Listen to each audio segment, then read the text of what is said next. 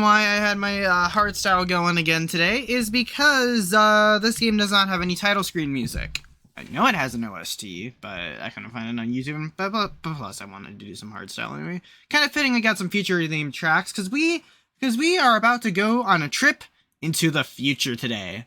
That's right, we are going into the 2040s because we are diving into another game by the wonderful Clace. Today we are playing Komorebi. I think that's how you pronounce it. I'm not. I'll have to see in game because this game is voice acted. But yeah, if you didn't know, if you remember me playing Winds of Change, Clace was the developer of that game. And I figured, because I enjoyed Winds of Change so much, I decided to check out another one of his games. We're gonna be checking out his other games. He's got 2 more games and another one in development that is sci-fi themed, and I'm very looking forward to that. So yeah, today we are doing Komorebi, which is the only other one that is voice acted. We will be doing Major Minor when we get back to voice acting streams. But yeah. What do I know about this game? Literally nothing other than the fact that it's in the 2040s, and my boy Sean Chiplock is also in this game. Yeah, I know that Sean Chiplock is in this game because he was credited on the description of the game. I'm very excited because Sean Chiplock is one of my favorite voice actors, and as some of you may already know, I got the honor to meet the man at MCFC this year. He was absolutely wonderful to talk to, and he was a good hugger too. Yeah, if you didn't see it, the photo's up on my Blue Sky, and yeah. So yeah, I don't know what to expect from this game, but let's dive in. Let's get this party started. Of course, it's not showing. All right.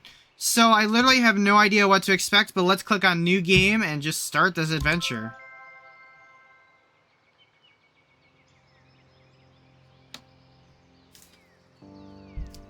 Welcome to Komorebi. Okay. You have chosen to take part in a personal experience. Whoa.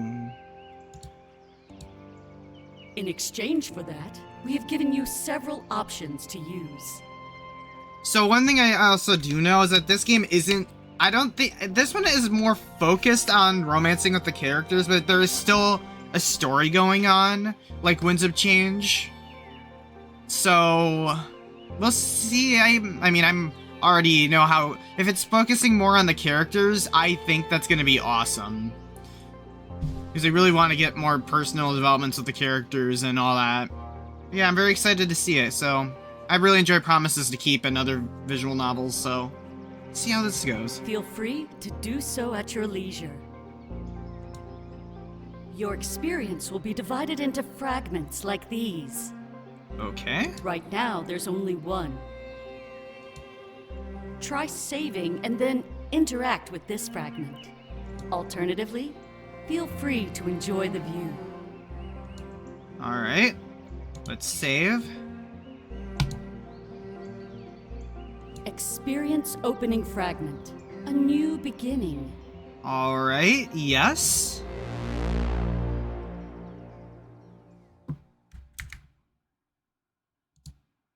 Alright. A set watcher upon her, a great and strong Argus, who with 4 eyes looks every way, and the goddess stirred in him unwearying strength. Sleep never fell upon his eyes, but he kept sure watch always. Fragment of a lost poem. Sunday, December 15th. My eyes flutter as I linger on the precipice of a peaceful sleep. Cars pass by, then fade away, lulling me like mechanical waves on a suburban ocean. However, as enticing as slumber may seem, this is not the time or the place.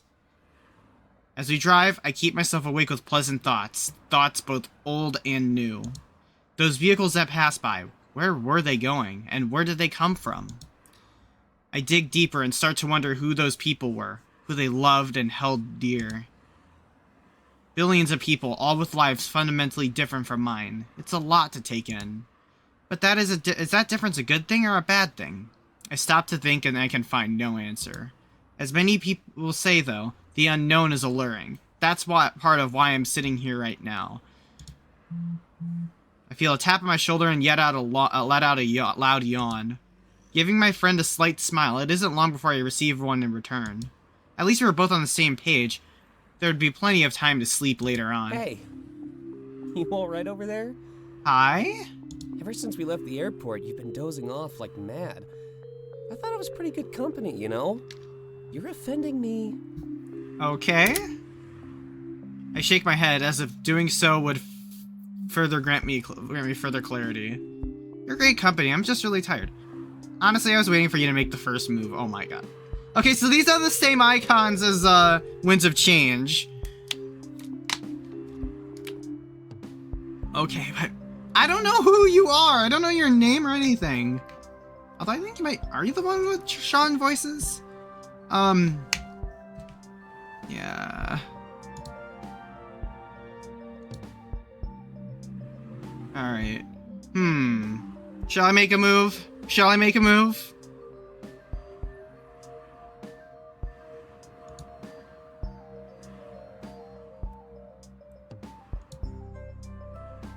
You know what? Yeah, let's do it. Oh, so we're making moves on each other now? I must have missed that memo. But, you know, both hands on the wheel. Yeah, I think that is Sean. He sounds a little bit like Pro. Besides, Before he could continue, he's cut off by a loud beeping noise. A light on the dashboard starts to flash, causing him to groan in annoyance. He looks down for a moment and presses a button to silence the intrusion. distracted driving? Of course. Apparently, this thing doesn't want me talking to my friend. I guess it thinks you're a risk? Maybe you should take that as a compliment.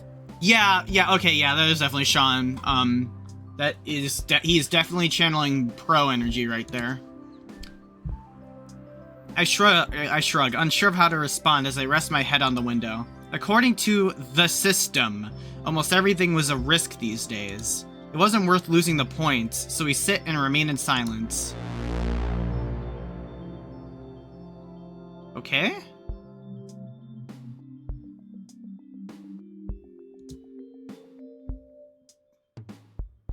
Monday, December 16th. What the? A few moments later, the silence is finally broken. I'm thankful, as things are starting to get a little awkward. But I guess meeting someone for the first time is always like that. Well, it was nice of him to pick you up from the airport. Isaac, right? Yeah? Make sure to keep people like him close by during a change like this. Things may seem a bit uncertain right now, but remember, that's not a bad thing. He fiddles with a few papers in his hands before pulling out a specific sheet. Placing it on the table between us, he slowly slides it over to my side of the room. I pick it up and inspect it for a few moments.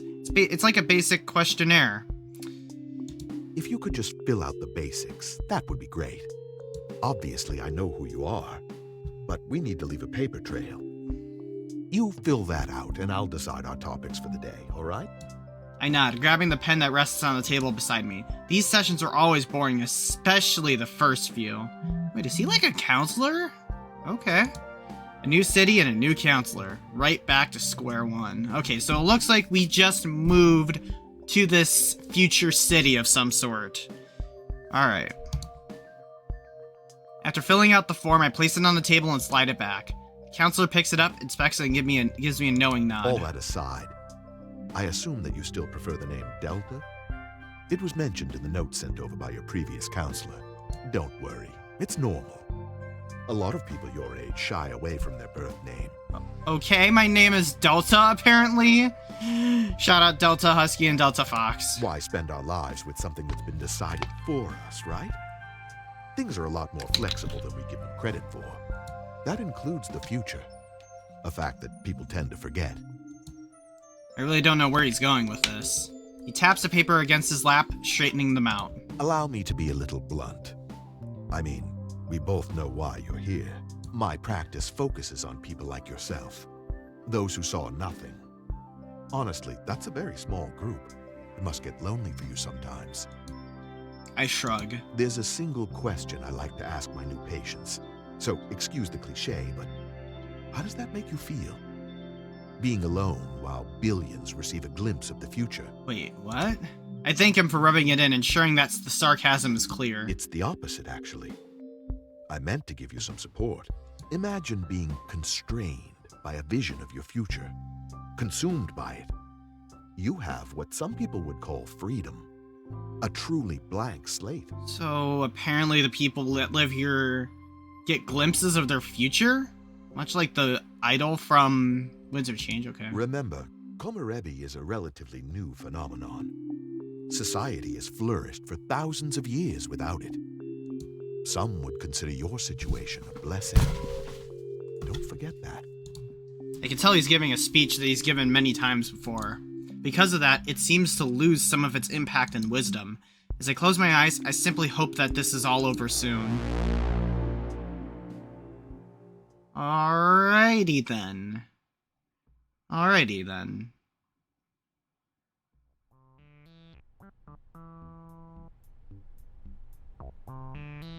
The TV report continues and I open my eyes with slight hesitation. I've only been here for a few days and the rest is almost impossible to find. A new start to your life is always stressful after all. At least I have friends. I can't believe they're making us watch this. 100 years of visions? Nobody cares. Looks like Argus just wants to stroke their own ego. Dante leans forward, taking the opportunity to chime in. Oh, Dante. Yeah, this is more about the system than anything else. Maybe they should fix all the glitches before boasting. Watch. Soon it'll say talking over their propaganda is risky. Oh my, we are dealing with a government that is oppressive, it sounds like. Isaac leans forward, whispering, as if the topic is sensitive. You're not supposed to badmouth the system, Dante. As if my score could get any lower, man. Besides, Delta has definitely seen my true colors by now. I'm under no obligation to keep up the nice guy act. Speaking of colors, bro, Dante, you are colored like the ace flag. Are you ace like me? Why does it have to be an act? Can't you just, be nice? Dante scoffs. Too much effort, not enough caffeine. And you know the system is messed, Isaac. We're all on a leash. They just use Komorebi as an excuse to make it stay that way. Can't argue with that one. Yeah, that's what it sounds Hey, like. Delta, didn't you have an appointment soon? Maybe I can use you as an excuse to stop watching this thing. And you're telling me to be nice. Nah. I laugh at the retort, then lean back in an attempt to relax. I let Isaac know that he was right, but my appointment wasn't for a while. Plenty of time to gather my thoughts and continue watching this report. Yeah, I definitely need to gather my thoughts. There's a fog over my mind and I feel so scatterbrained. Grounding to myself in this new environment would definitely help. Komorebi. Appointment. The system. News report. Interact with each word to learn more about it. Okay. Upon interacting with all four, your experience will continue. Okay. Komorebi. One day the world was changed forever. Billions of people experienced vivid visions of the future. These could not be mistaken for dreams. It seemed to be true precognition. That's a new word for me. The visions that people had would follow them for the rest of their lives, replaying at the worst possible times. It was almost like an intrusive thought. Oh. Whether positive or negative in nature, these visions could still consume lives. Nobody knew how or why this happened, but it was far too late. Chaos ensued. Those who saw personal success went to great lengths to fulfill their visions. Those who saw personal failures did anything they could to avoid them. It wasn't just a one-time event. Komorebi overstayed its welcome. Children and grandchildren grew up alongside this odd phenomenon. They too experienced their own visions around the age of 13. The world became obsessed with the future, obsessed with Komorebi. It was a word describing sunlight that shines down through the trees. Simple and poetic metaphor for the visions filtering into our world. However, it wasn't a series of visions, nor would they change over time. It was a vision of a single moment, and would follow you for the rest of your life. For example, if your vision was horrible, you'd still be forced to live it almost every day. Oh my god. It seemed far from fair, and the lives were determined by the moment presented in people's visions. You know, you don't need to follow the visions. Make your own future, you know? Appointments. While the Komorebi phenomenon was peculiar, there was also something else. Some people saw nothing, left completely in the dark with no vision at all. Less than 1% of the world experienced this. A very small group. But it was still extremely worrying. What did seeing nothing mean? Were you dead? Nobody knew. Depression and suicidal ideation became a commonplace among this group. They are assigned a counselor who meets with them on a regular basis. I am one of these people. I never experienced my own vision. People always worry for me, and fear that I may do something rash. Aw. In reality, however, I'm fine. My lack of a vision has never defined me. Because I moved to a new city to live with friends, I was given a new counselor. It's kind of lame to start all over after spending so many years with the last one, but I'm told this doctor is great and I'll feel at home in just a few sessions. Okay. The system. This is our government. Because of the chaos that ensued during the advent of Komorebi, a plan was needed. There were too many people acting recklessly in the face of their futures. Whether avoiding or fulfilling their visions, risky behavior was a constant. A new system was introduced that governed the behavior of the people. You would be held accountable for all your actions regardless of legality. This was an attempt to keep people in line and focused on the present.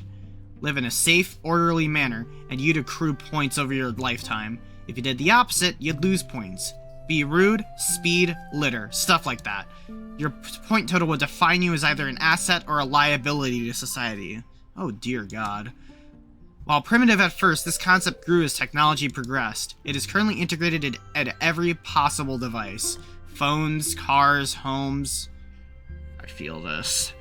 The demand is clear. Be rewarded to your subservience to the system. Man, frick the system! Crime and accident rates plummeted due to this, and society is on a tight leash. But some people argue that living in chains isn't really living at all. Exactly. Life is all about taking risks and making progress, they say.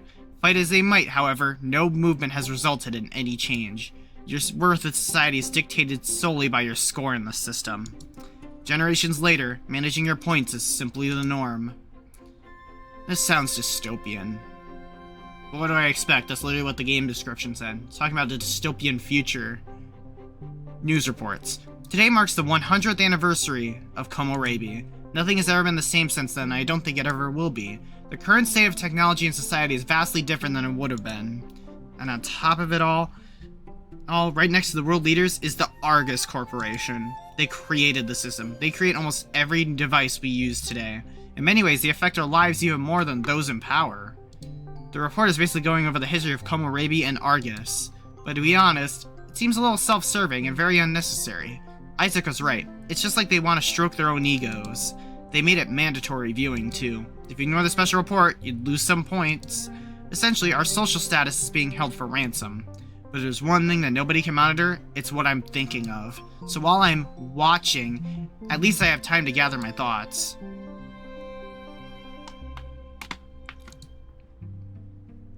I let out a soft sigh, and everything suddenly feels better. It's crazy how much a quick mental breather can help. My last counselor is the one who taught me that. He told me that our mind is like an office full of filing cabinets. If we don't gather our thoughts, they just lay around piling up. We need to set some time aside to process and filter them. Sometimes a simple metaphor like that can really change the way you think. Unwanted thoughts can be thrown away like trash while you organize the rest. If our mind was a physical space, we'd never neglect it. We'd keep it immaculate. As it was perfectly timed, the report ends alongside that train of thought.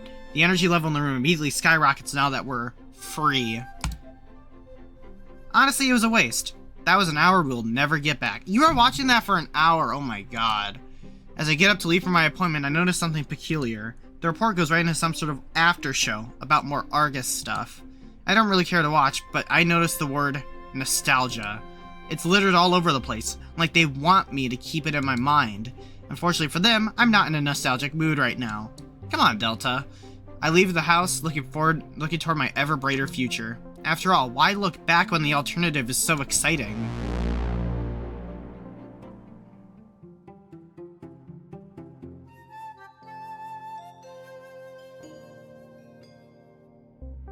Alright, Back with our counselor, it looks like. Something tells me these first few sessions would be a total bust. I never found it fun to talk about myself, now I'm forced to do it.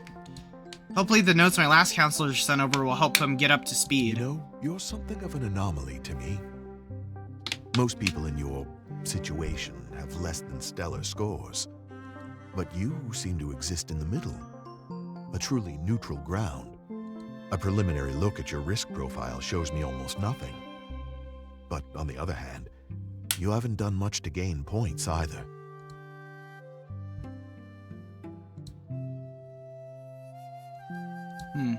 Another ambiguous statement. I asked him if that was good or bad. I don't know, actually.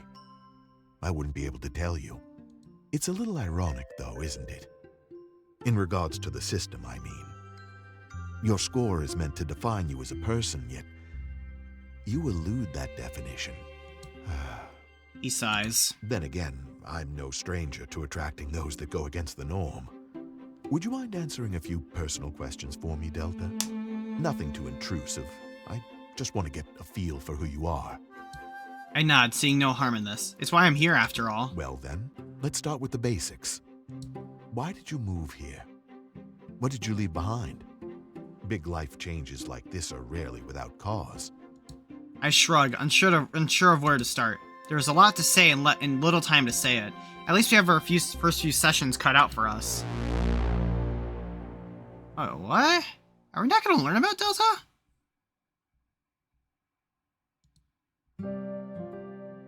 Part 1.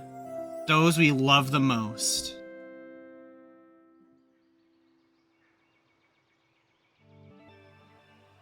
Welcome to the first of 4 fragment maps. This is how you will navigate through your personal experience. The top row is made up of pivotal fragments. What? You must complete all 6, but can complete them in any order. Upon completing all 6, you can interact with this arrow to move forward. You will witness a culmination of this fragment map before moving on to the next. The second row consists of personal heart-to-heart fragments. These are optional but highly recommended, as they are the key to forming bonds and relationships. Right now, you only have access to Isaac and Dante, but that will change in the next fragment map. Okay. The bottom row consists of supplemental fragments. These are skits based on exchanges made in your group's chat room. For your benefit, they will be portrayed just like any other fragment. Okay. Upon completing a pivotal fragment, you will unlock a journal entry. These explore Delta's personal thoughts as events slowly unfold. Alright. There will be 5 to unlock in each fragment map, and they unlock in a predetermined order. Should you wish, you can also toggle the nostalgia filter. This will apply a vintage look to your experience. You are now ready to continue your journey unhindered. Check marks will appear beside completed fragments, so you can monitor your progress. It is also recommended that you alternate between various fragment types. Alright. Enjoy, and make it an experience to remember. Alright. Would you like to change the status of the nostalgia filter? Alright, what does this do? Would you like to change the status of the Yeah, no, I don't want to do black and white. I don't do that. I need my living color. All right, let's start with this. Experience pivotal fragment. First arrival. All right, let's see.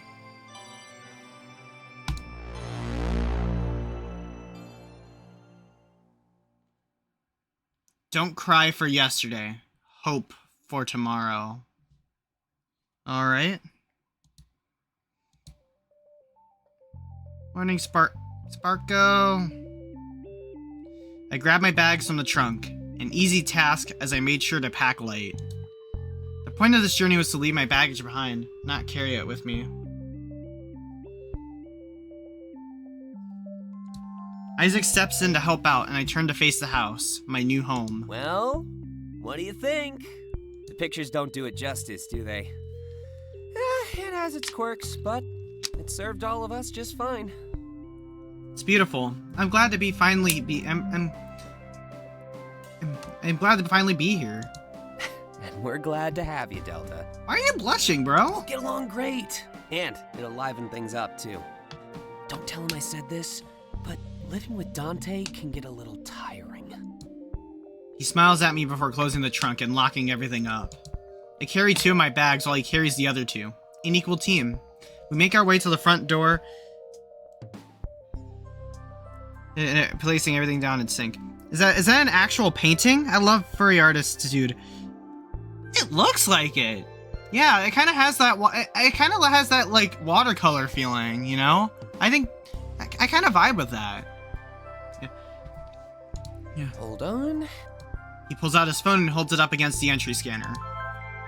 A small beep sounds, and then a moment later, the door unlocks. At least the security system protecting this house was solid.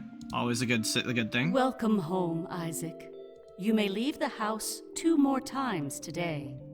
What? Are you serious?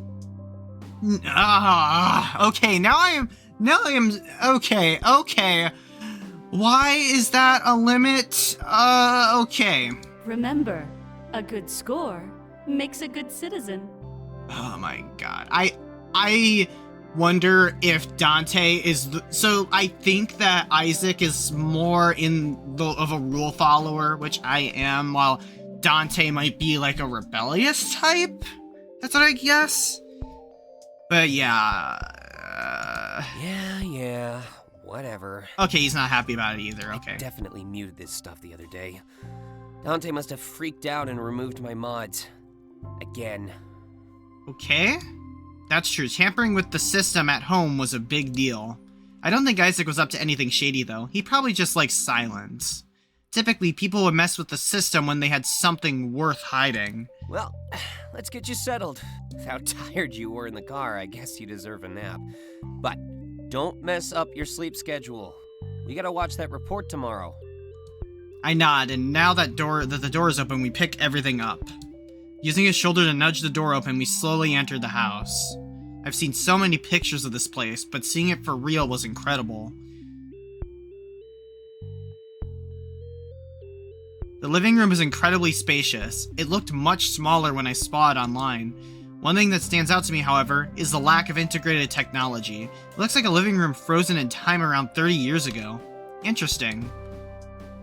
This sight, combined with how Isaac acted at the door, revealed one thing. He must not be a big fan of the system. Not everyone is, though. It's fine. I think it's actually cool how quickly you learn stuff about people after meeting them for real. I can see Dante sitting on the couch, engulfed in his phone. Isaac seems a little mad and confronts him immediately. Hey, Dante, did you mess with those changes I made the other day? I thought I told you to play along with those. I do it for a reason. Dante's ears perk up and he immediately rises from the couch. I can tell that he let his guard down, but he was eagerly awaiting our entrance. Whatever kind of first impression he was planning, his lack of awareness destroyed it. Man, can't you see that I'm looking out for you? Yeah. Again, I wonder if Dante is ace. He has the ace flag colors. Just look at that. If they found out about your tinkering, they'd dock you points. Or worse. I'm sure Delta has my back here. Messing with Argus just isn't worth it. Putting me on the spot the second after you meet me? Nice. I scratch my head and Isaac looks at me, like likely expecting my support. Nah, I pushed 2,000 years. Sorry to crush my dreams. Sorry to crush dreams here. Yeah. Yeah, this is around the time that Detroit Become Human takes place, because that one takes place in 2038. Yeah. I have Isaac's back here. His house, his rules. And this system seems to be bullcrap, so I'm just gonna say this. Let me just save here. I'm just to save here. True, but it's only a matter of time before we're tried as accomplices. Welcome in, Sinbad. Argus may be many Hope things, you're doing well. but forgiving isn't one of them. Look at how the zeros are treated. See what I mean? Let's just change the topic, all right? I know I brought it up, but I don't want our first meeting to be an argument. Besides, I work for Argus. I know what I'm doing when I make changes. If by work you mean enforce the system on others, then sure. You do a lot of things that you'd report other people for doing. No, he's a rebel. He's against the system, Dante. Hey, not fair. I may tamper with some hardware, but I never break laws. You'd be surprised how much you can bend the rules without breaking them. I don't know how many times I have to say this, but please, just trust me. Dante shrugs. Fine. Still the best deal on housing I've come across. You at least tamper with the system and let us skip that report tomorrow.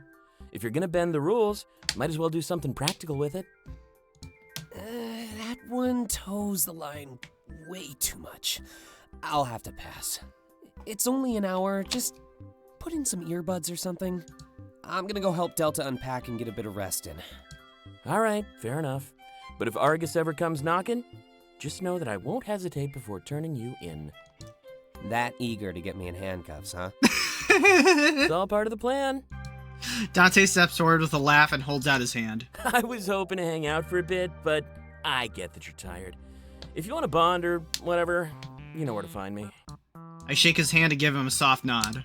If we're gonna be roommates, it makes sense to bond. I'll let him know that I'll find him as soon as I get some shut-eye. Perfect. And make sure to prod Isaac for me. He's way too tight-lipped about the nightclub outing this weekend. Hey! Thanks for ruining the surprise!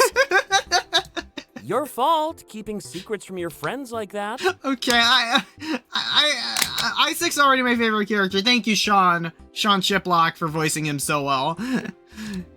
I shrug. I knew that Isaac would plan a party, so it's no big deal. Dante smirks at me, then returns to his spot on the couch. I've met people like him before, an agent of social chaos. Your friend seems pretty cool, Isaac.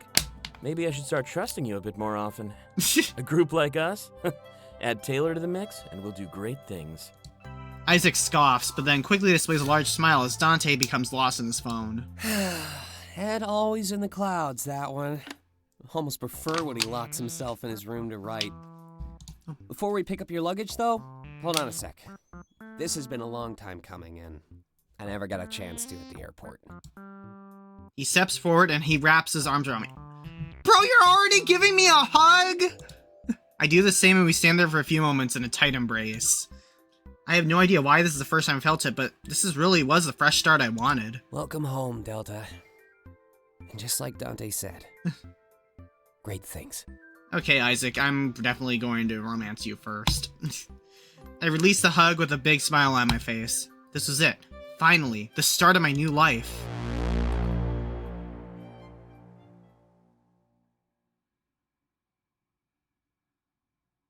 Alright, so that one's done. Alright, so they said it was a good idea to alternate between different types. So shall we do Isaac? Let's do Isaac first. Experience heart-to-heart fragment. Isaac 1. Yes, let's go. I already like Isaac, okay?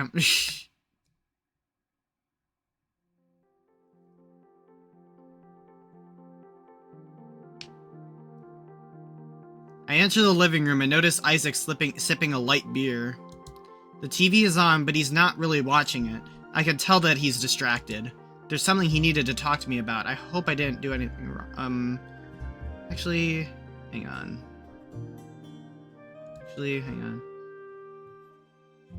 Hang on, I think... Yeah. True. Argus. I know. Hey, Alright, I think that was hard in the future. I want to see if I could do these in order. It said I could do them in any order, but I want to do it in, Perfect. Your friend? Before we... Okay, so I'm going to do Dante's, heart-to-heart first. It said Dante's, was first, so... Experience heart-to-heart fragment. Dante 1. Alright, I'm gonna just do this after every one, so... Let's do this one first.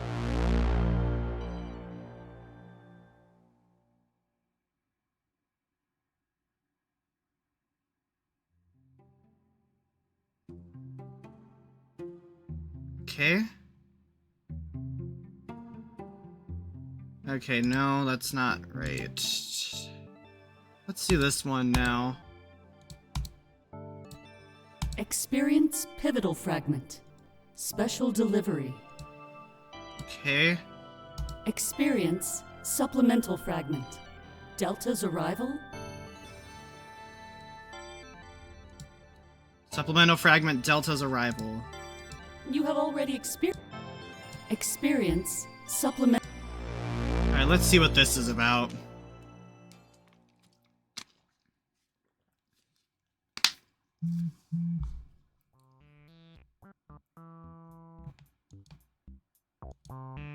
Delta has officially arrived. Sweet! And not a moment too soon. Everything going good so far? Who is this? Another bunny boy? Another bunny boy. It's not Fortame, but okay, who are you? Yeah, definitely good. And listen up.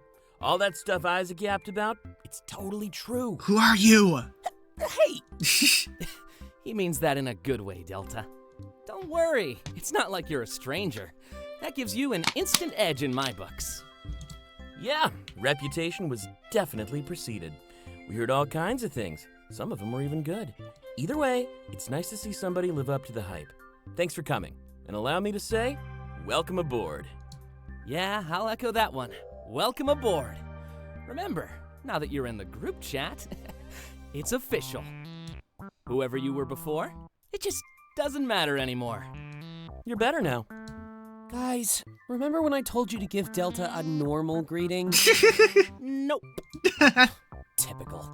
Well, now that the red carpet is rolled out, we still on for this weekend, Taylor? Oh, this is Taylor? Okay. Yeah, excited to see what all the fuss is about. You're being way too secretive. No way we're just going to the club. Don't worry, it'll all make sense. I know discretion isn't exactly your strong suit. And subtlety isn't yours, but I'll yield. I already told my viewers I wasn't streaming anyway. Not even in IRL. Whatever you've got planned, I'll take it to the grave. Good. I have a theory. Yeah? I think Isaac finally cracked. Needs help hiding a body. Not true. And what proof do you have? You're still alive. Okay. I'm gonna put a stop to that one real quick. I don't want this group chat putting me up on a witness stand one day. No scandals. Got it? Right. No scandals.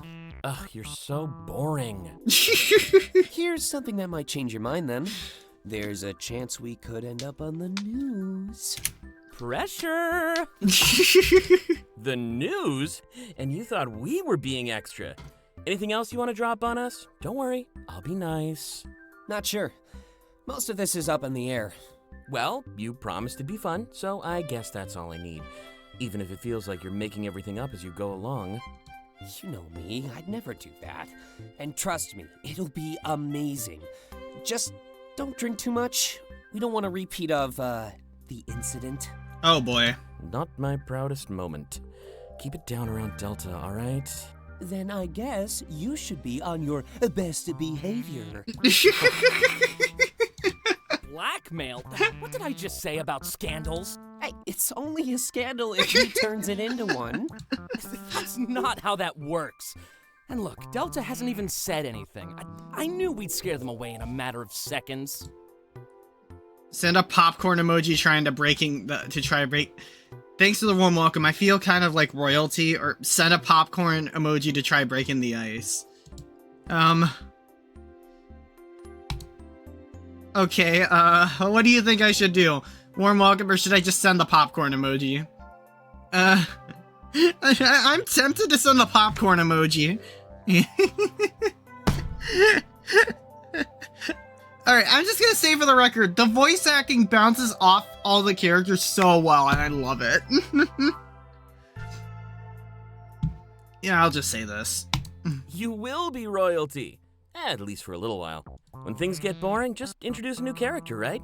And nothing is more boring than routine, so you're kind of a big deal. And there goes Dante, treating everything like a work of fiction. This is real life, dude. It doesn't always work out like you expect. But when it does, it's always worth the wait. Besides, it's not like a little silver lining ever hurt anybody. Except for the people it hurt, you mean? Anyway, there's lots to do, so we should get back to it. The sooner we help Delta settle in, the sooner we can relax. Ooh, crack open a cold one for me. I need to start streaming. Hopefully I can retain some of the followers I got from that charity gig. Okay, so it seems like Taylor is a streamer. Interesting. You're gonna be fine. It's not like you were doing bad to begin with, but yeah, time to put down our phones. Labor awaits. Let me know how it goes. I'll come and meet Delta soon enough. Sounds great. See ya. All right.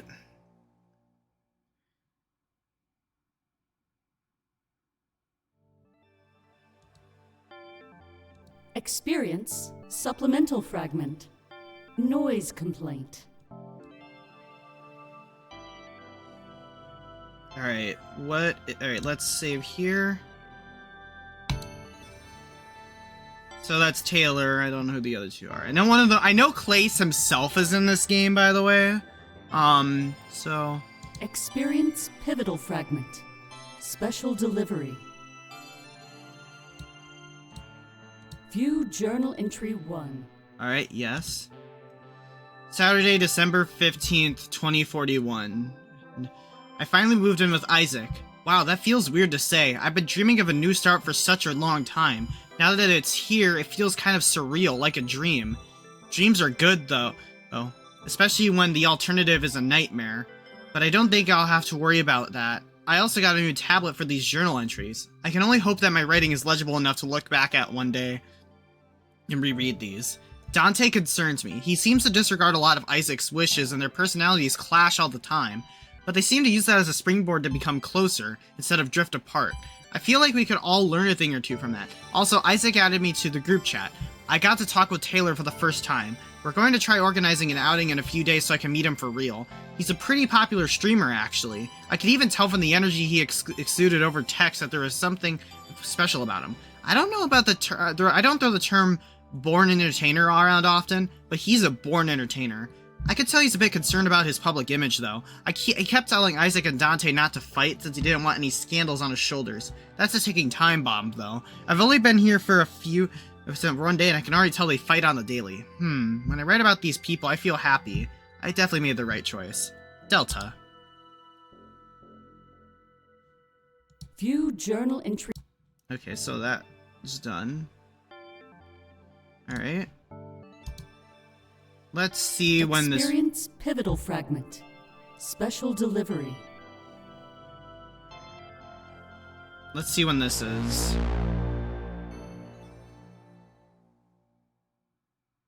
Sometimes finding yourself just means realizing how lost you really are.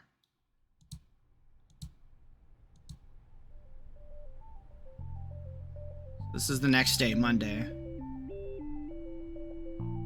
I enter Isaac's store and I am immediately taken aback by how fancy it is. The massive Argus Corporation logo at the back is kind of blinding, though. In spite of that, I make my way toward it and closer to Isaac. He stands behind the register, lost in thought, but I could tell he was tired. That's why I have his boxed lunch in my hand. He forgot it at home, and I wasn't busy. It was pretty harmless delivery, all things considered. I'm sure it'd make him happy. Upon seeing me, his ears immediately perk up, and the appearance of stress melts away. Delta! Oh, what a lifesaver you are! Ugh, the only thing worse than working is working on an empty stomach. I promise it won't happen again. I'm not normally forgetful like this. I'll just take any excuse I can to spend time with you. Whoa, subtle. Dante must be rubbing off on you.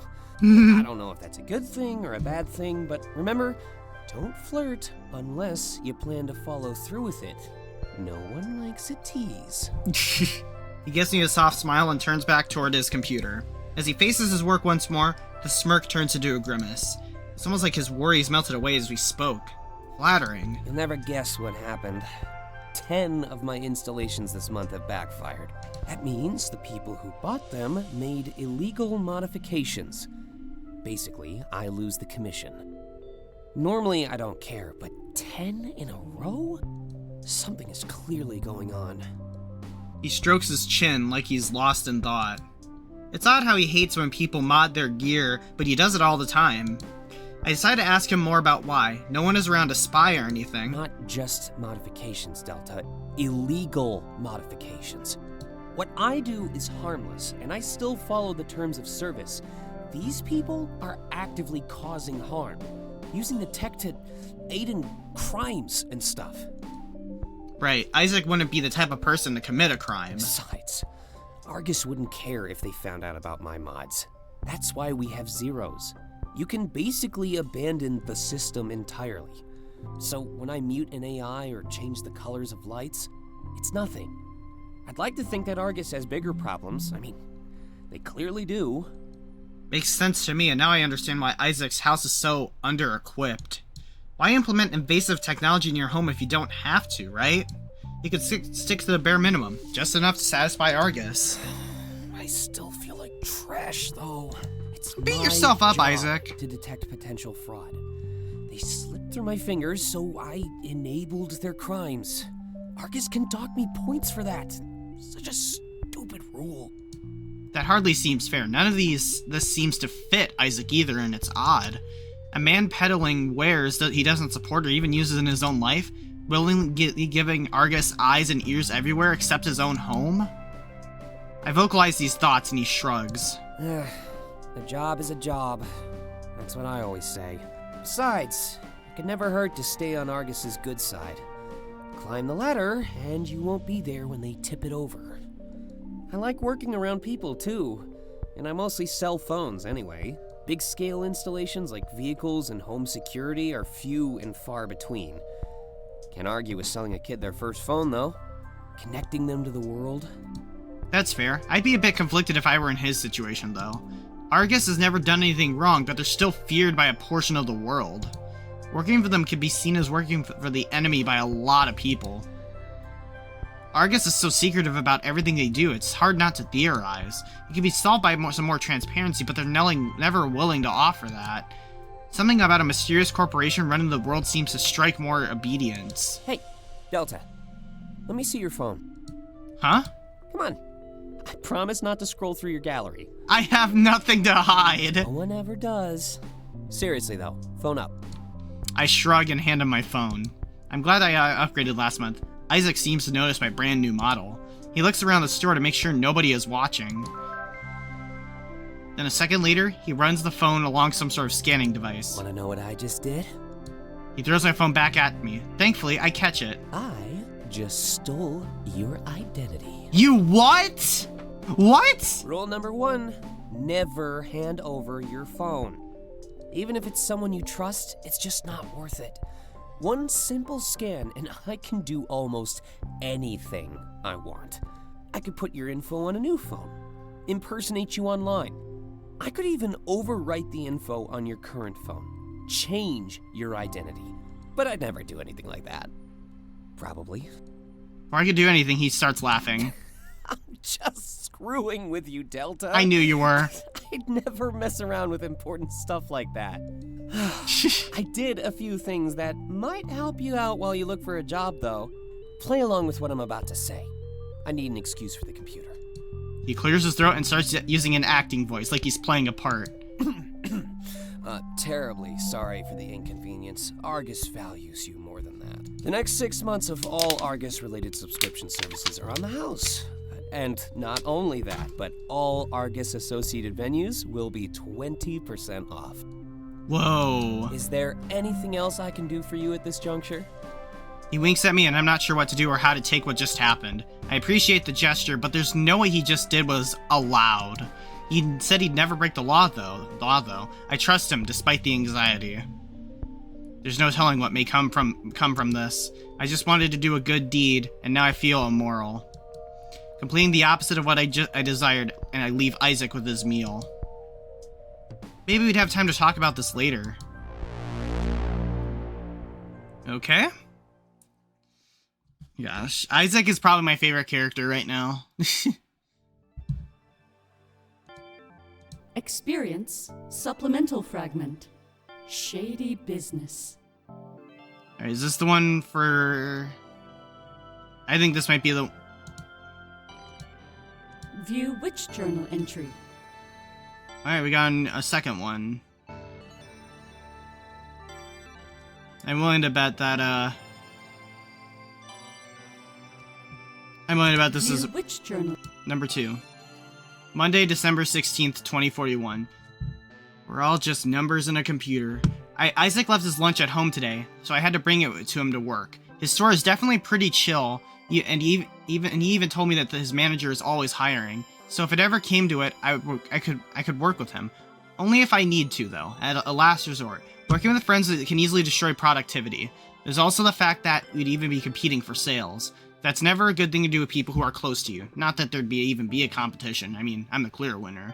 I do feel bad for Isaac, though. He mentioned that he lost a commission on a lot of sales. I guess people who were up to no good decided to con him into selling him some stuff. He told me that he can lose points since he's basically enabling their crimes.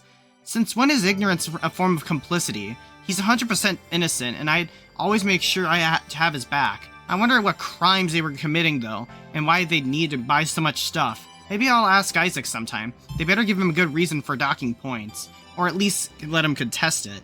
But I guess if Argus didn't want to tell him, they can hide behind the new glitch in the system excuse. A blanket statement that seems to absolve Argus of any wrongdoing lately. It's pretty weak, all things considered. Anyway, my mind is just running wild. I wasn't even planning to write an entry today, but it's currently late at night, and Dante is blasting music while he works. I can hear Isaac fuming about it all the way from my room. Delta. Experience pivotal fragment. Alright. Experience supplemental fragment. Shady business. Alright, maybe this is after this one. Oh, whoops, I forgot to save.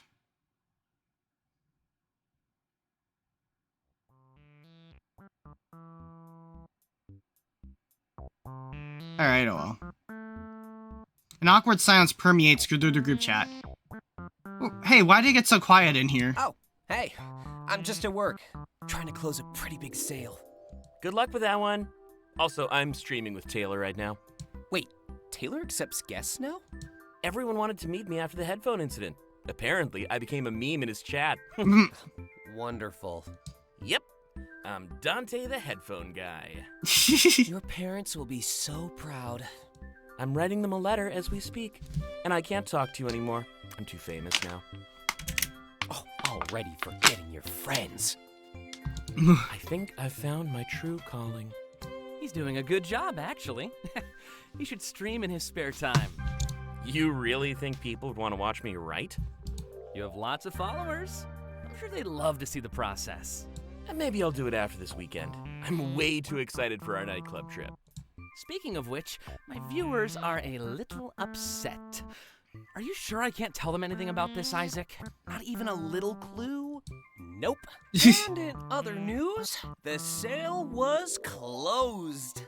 Drinks are on you then? Don't worry about it. Already taken care of. Wait, seriously? Seriously? Taylor, I think Isaac is caught up in shady business. Our paragon of virtue? No way. Seriously! He's always home late, and now he's even dodging our questions. He just wants to treat us. You're reading into it too much. You say that now. Oh, come on, man. When have I ever lied to you? Are you wanting me to get out the list? This is like the party banter from Winds of Change, and I love it. Just love when the other characters just get to interact with each other. Experience pivotal fragment. Locked out. Alright, what is this one? Experience pivotal fragment. Introspeculation. Alright. Experience pivotal fragment. Meeting Taylor. Alright. Experience supplement. Betrayal. Experience Pre-game plans. Experience supplement. Quantum leap. Experience supplement. Beating a zero. Experience supplemental fragment. A weird feeling. Alright. Experience heart-to-heart fragment. Experience pivotal Let's fragment. do another session. Another session. Alright, let's go. I wish I could... I kind of... Everybody deserves a chance to start fresh, even you. I kind of wish that there was a way you could tell which order you got chronologically in. This is another... Okay, no, that's far ahead in the future.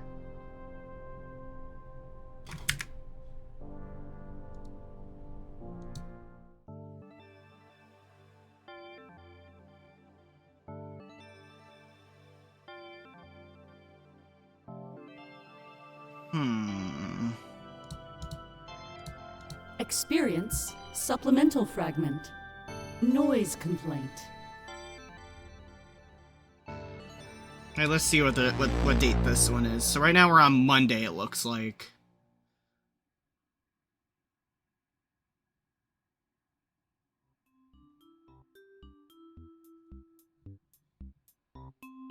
Hey, can you keep it down in there? Okay, so this is literally Monday night, alright.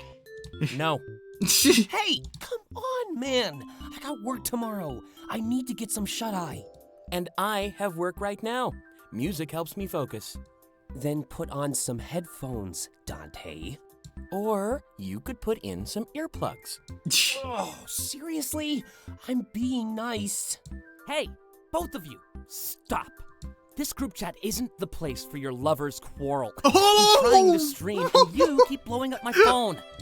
Can you just turn it off then? The world doesn't revolve around you, man. Taylor, poll your viewers and see what they say. No? But you owe me one. Remember that net outage during your charity stream? Fine, hold on. Several minutes pass by without any chat activity. Just as I thought. They don't care. Ouch. Hold on. I actually just got a $50 donation.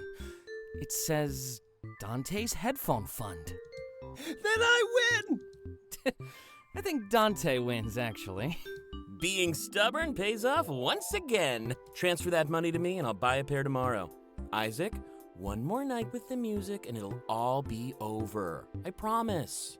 Fine, but if you don't follow through, I'm raising your rent. Controversial. Ooh! Now you both owe me one. In the future, work this out at home, all right? Don't make me take advantage of my viewers. It feels wrong. Fair. Oh no, another donation. Look what you've started. Score. What is this?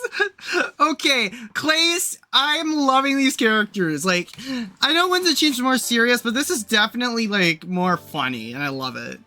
So I'm guessing maybe they're in order from left to right, but I'm gonna figure out. So let me just check the date again on Isaac's Experience heart-to-heart. Let's see what the date is here, and then I'll load again. I think it's Tuesday, if I remember. No, this is Thursday.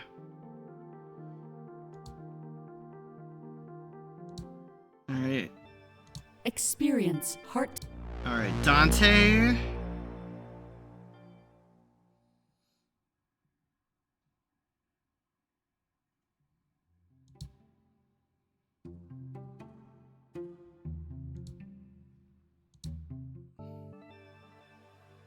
Experience pivotal fragment. Meeting Taylor.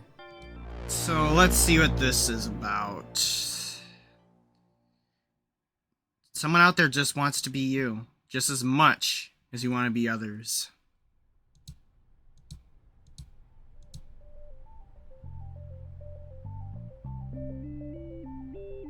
I sit at the tables with Isaac and Dante, slowly chipping away at my dinner. Eating as the group isn't something we do every day, but today was special. I'd finally get to meet Taylor. He's pretty busy, so I've only seen him in the group chat. I know he's a streamer and an internet personality, but I don't know much else. It's cool that someone popular like him was taking time to hang out with me, though. I've heard a lot about the guy, so I signed up for this group outing with no hesitation. I'm told this is the spot for our group. Whenever they want to hang out, it's usually here. Apparently they have the best hangover breakfast too. Damn, Delta, you're inhaling that. Yeah, it's delicious. Can't tell us we're exaggerating anymore then. This is the best place in town. Full stop. Yeah, definitely excited to come here Saturday morning. It's part of your master plan, isn't it? Hey, nice try, Dante. No more info till Taylor gets here. And even then, we should let him and Delta get to know each other. Don't you think the nightclub would be better for that? You know how Taylor gets after a couple drinks. Yeah, guess you're right. Total lightweight, that one. Before anyone else can talk, Taylor steps in. Hey, is that a compliment or an insult? Oh my. Is Taylor gonna be my bunny boy again? Are we gonna have another bunny boy thing, chat? I wonder. Because I really do like Taylor as well.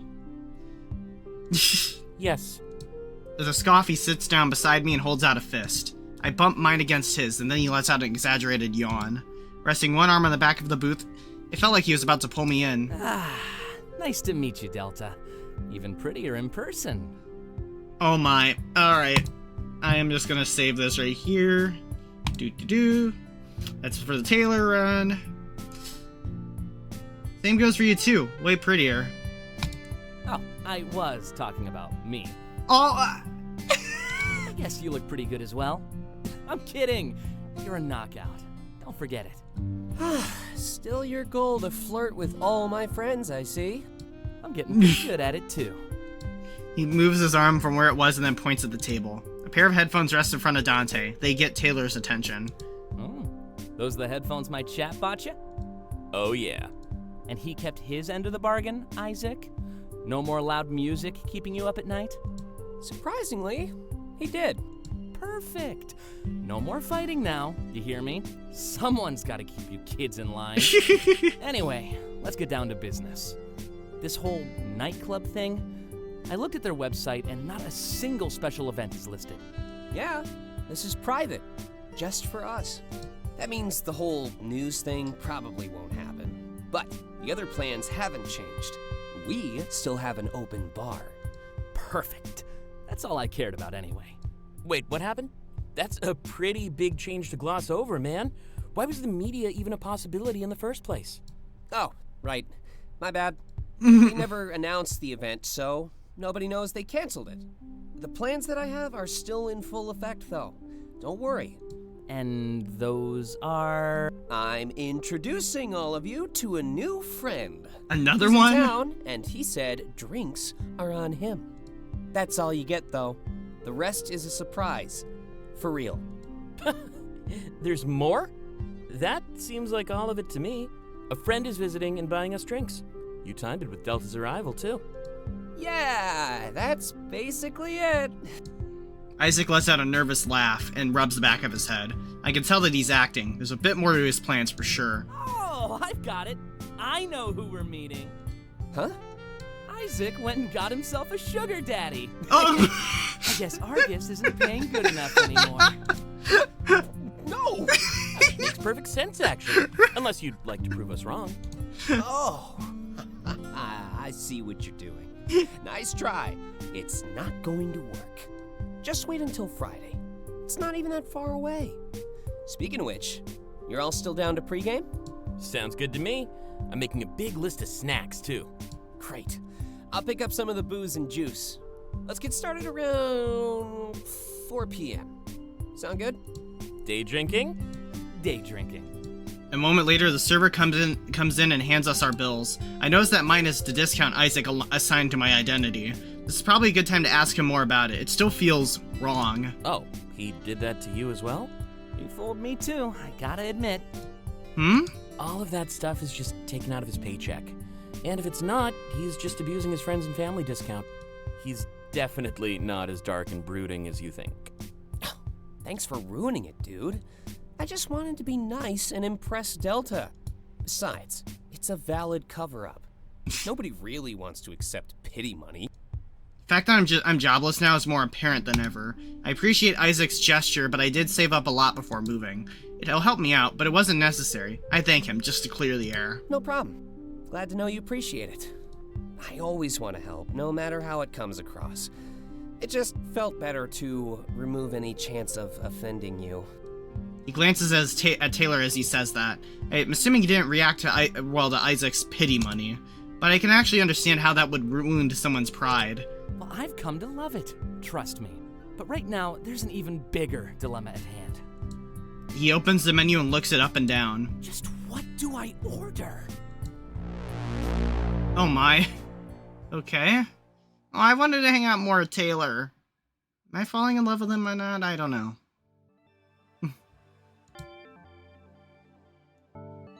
Experience supplemental fragment. Betrayal. Experience pivotal fragment. View which journal entry? Number 3. Tuesday, December 17th, 2041. I met Taylor today. It was definitely an experience. He even tried flirting with me like 5 seconds after meeting me, but I guess that's just how he is. Can't hate a guy for being himself. Harmless fun. It was also my first time going to the Triple R. That's the coffee shop our gang frequents. It also doubles as a nice place to get a meal. Their hangover breakfast has been immensely recommended any time the name of the shop is brought up. The Triple R, rest, relaxation, and whatever the third one is? I guess it's one of those mysteries we'll never solve. Or I guess I could ask the employees, but that would require socializing. Anyway, I didn't even learn much about Taylor. The topic of the day was our upcoming trip to the nightclub.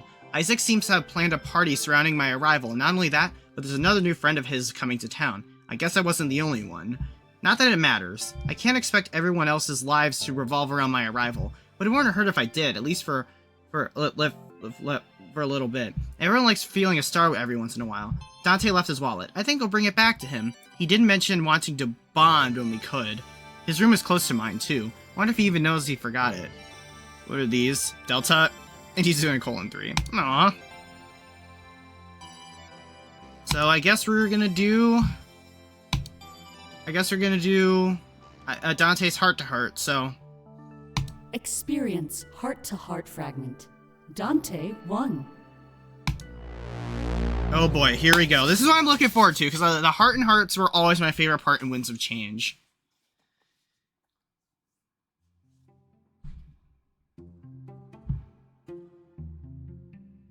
I entered Dante's room, bringing him back his lost wallet. He was too busy to pick it up at the coffee shop, and I was running errands. Isaac did warn me about him, though, always having his head in the clouds. Hey, Delta. Thanks for following through. There's no way I had time to do that myself. According to my agent, I have 12 months left to finish this book. Okay, so he's a writer. But I signed the contract, so this is my own doing. Are you Ace Boy? Because if you are, you might be one of my favorites. One crunch session after another. You get used to it, though. Thankfully, the press is really interested in my next project. I knew he was a writer, but I didn't know he was this successful. Until this point, he's never mentioned much about his career. It's probably now that we're alone, everyone else in his life probably knows already. Well, now that you're here, maybe you want to hang out for a bit? I could use a little break from that empty page. It's taunting me. Usually does, but today it's pretty bad. Probably the stress of working under a deadline. You know, a year is a long time, but it doesn't feel like it. If I aim for 1,000 words a day, I should be all right. But right now, I stand at 0. I have the story mapped out, but that opening scene is the worst. Gotta grab the reader, but also keep the momentum going. A moment later, he gets out of his chair and he moves to his bed.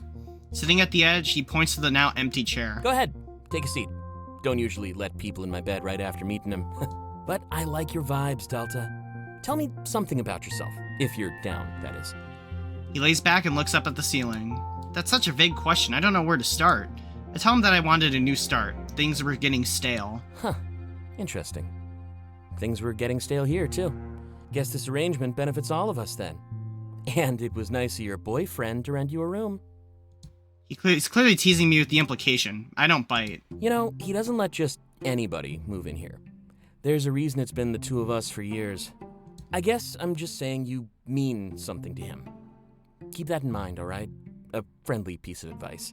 When you write romance, you start to pick up on these things. I guess it's not really any of my business, though. Just advice, like I said.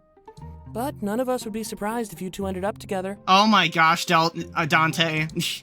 I nod, and I thank him for the advice. Just don't mess with those mods he makes. I got off super easy when you arrived, trust me. It's so bad, I just tell myself to take his insults as compliments. The people we hate are usually the ones we love the most. He wouldn't crack down on us if he didn't want us to grow. He sure likes talking about Isaac, huh? I try to change the subject and shift it more towards Dante. Curiosity takes over my mind, so I ask him about his next book. I wish I could talk about it, but I can't. I'm under a strict NDA and a bunch of pesky red tape. In fact, I think I've already said way more than I should. Fair. I ask him to tell me more about himself then. I don't know about that one, Delta. I'm a writer, so I know a lame story when I see one. Basically, grew up in a library. All I did was read books day after day. Picked up the skills to write my own, and here we are. A few book deals later, and I live under crushing stress. Almost makes me wish that my initial success was a fluke. We all have foresight, except for where we need it the most. I think that's all you'll get out of me right now, though. Maybe we should grab a drink sometime, chat a bit more? I mean, if you're down for that. I'd suggest the club, but that night is going to be a drunken blur. If we're talking about next week, however, my schedule is wide open. Alright, I'm gonna just do this real quick. Alright. Oh, are you asking me out on a date?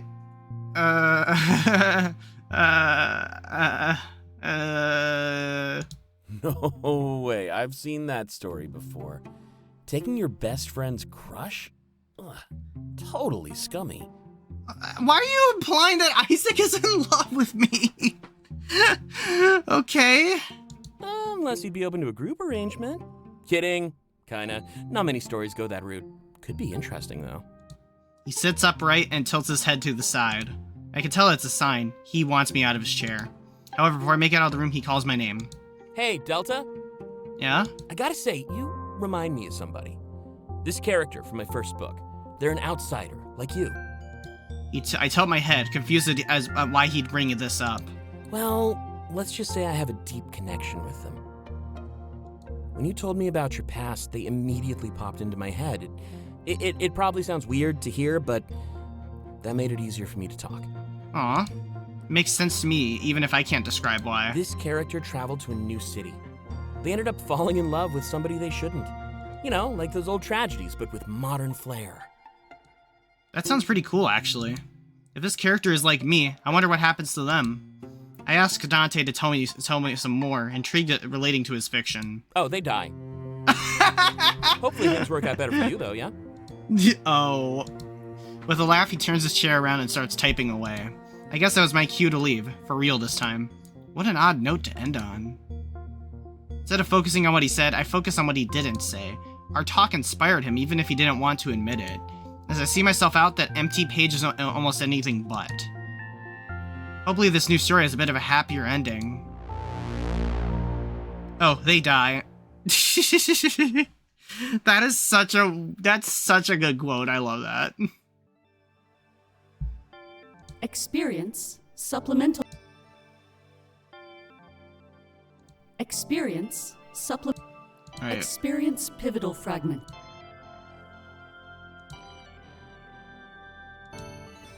Alright, let's see where this one is. Experience pivotal fragment. Locked out. Please be Wednesday. Please be Wednesday. Okay, actually, maybe they're all one day. The safety of the past is the greatest treasure that we can never possess.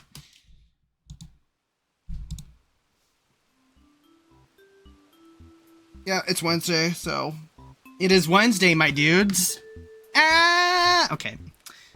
We leave the grocery store, our hands full of bags. It was mostly booze and assorted junk food. You know, the usual. It took it up a couple hours, but Isaac and Taylor were there to make it easier. That's everything, yeah?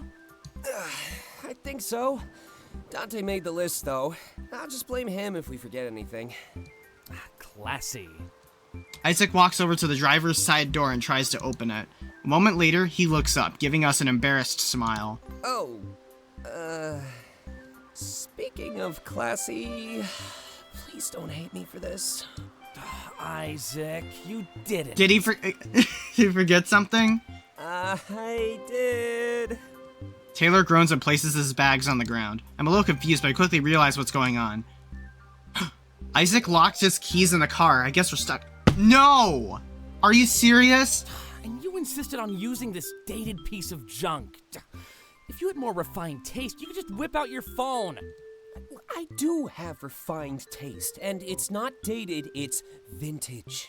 It's sketchy, is what it is. You say that, but you'll thank me for having it one day. Oh, yes, of course. I'm so grateful that you stranded us in the middle of the city. That day is not today.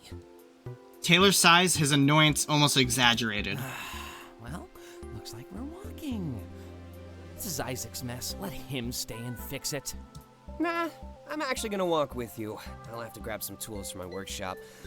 Thankfully, this isn't the first time I've locked myself out.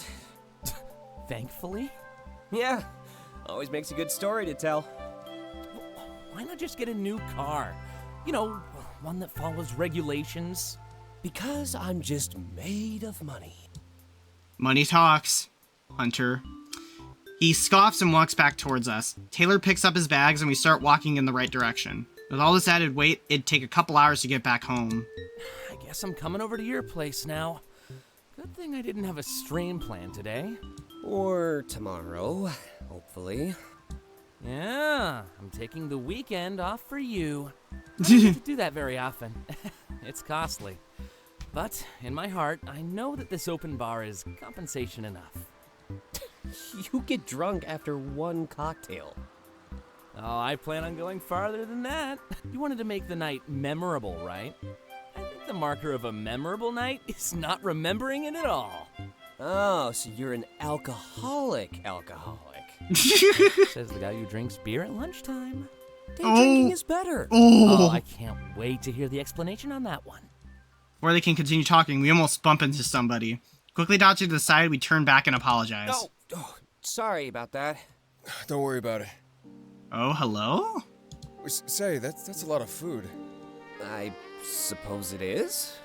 Are you gonna eat it all? That's what you do with food, yeah? Oh, His shoulders slump down and he looks defeated. We exchange glances and as concern rises within us. Hey, everything all right? yeah, just really hungry. Can't you go buy some food for yourselves? This is a homeless person. He slaps his hand on his pants pockets as if looking for something. A clearly comedic gesture, as we can now tell he's carrying nothing with him. I guess I forgot my wallet at home. Your phone, too? My what? We exchange glances once again as we start to understand. Oh! He must be someone without much points. Oh, you're a zero. That's what they've been calling me, yeah. My friends are here to protest. I just wanted to see the city. Didn't pack enough, though, and now this walking has me starved. We huddle together and start whispering amongst ourselves. What do we do? Beats me. I've never met a zero before. Hey, are we gonna lose points if we keep talking to him? Dude, he's a person, not a liability. Exactly, Taylor! Of course. I can hear you. Isaac and Taylor look scared stiff. To break the awkward silence, I grab an apple from Taylor's bag. Holding it out toward the zero, I make it clear that it now belongs to him. No joke? I shake my head and apologize on behalf of Isaac and Taylor. Yeah, I'm really sorry. I'm just not used to seeing, zeros in the city. Or, well, anywhere, for that matter. You and your friends are making history. Yeah, if you say so. He steps forward and grabs the apple out of my hand. What do they call you? I tell them my name is Delta and introduce them to Isaac and Taylor. Delta, huh? So I guess you're the cool one. With a smile, do something you shouldn't, the forbidden fruit. With a smile, he takes a bite of the apple and walks away. We wait until he's out of earshot before talking about what happened. I'm totally cool. What was he talking about? Yeah, Isaac? Yeah, the definition of cool. Walking around in a jacket that's 3 sizes too big. I'm growing into it. More like filling it out with all that junk food you've been eating. Anyway, let's keep going. Hopefully that was our only distraction. Wait, I'm actually kind of concerned. Trust me, Isaac, it's nothing to worry about. Totally normal to be concerned with your weight. No, you idiot. It's the zero. He said he wanted to see the city. I have ears. Yeah, big ones at that. No, But that's that right. means he's never seen it before. He's one of the zeros that was born on a colony. And? He never got a chance to say no to the system. He must have had ideals forced onto him by mom and dad. Oh, I see what you mean. At least we get to choose. Shouldn't he, too? You know what? Never mind. This is getting too deep for me. Yeah, sounds about right. You're more of a drinker than a thinker. Guess I have my work cut out for me then. He laughs and shakes his bag silently, slightly. Bottles of alcohol shake around, knocking into one another. As we make our way home, I can't help but feel sorry for that Zero, too. Everybody should get a chance to start fresh, just like I did. I agree. Gosh, this is really hitting home in a lot of present society right now, to be honest. Really good writing decisions there. Experience supplemental fragment. Betrayal. Alright, what's this? I should probably save. Badoop badoop. Experience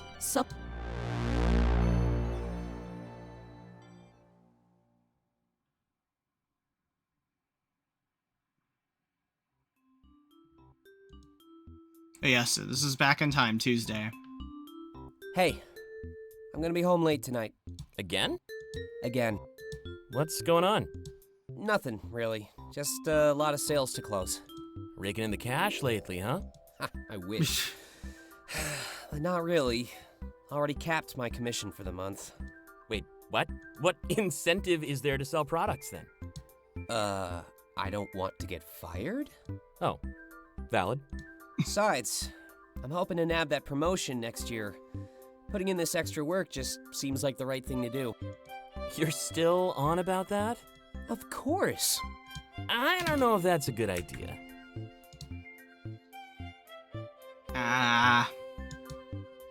Why not? You? With more responsibility? Okay, we're fighting now. I'm prepared. No. Remember what I said about fighting in here? Either way, good luck with the promotion. I bet it's already yours. Thanks, Taylor. At least you believe in me.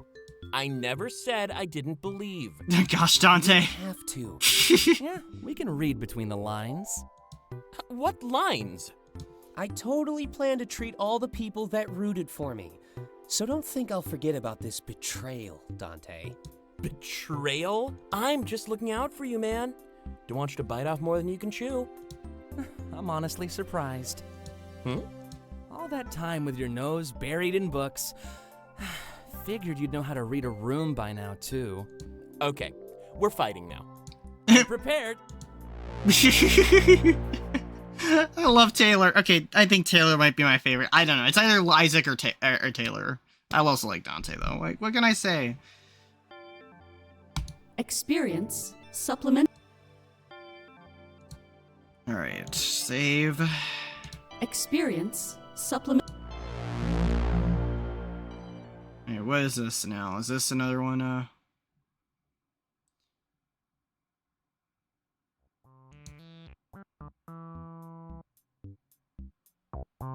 Hey, question. Potential answer? You all down to pregame before the nightclub?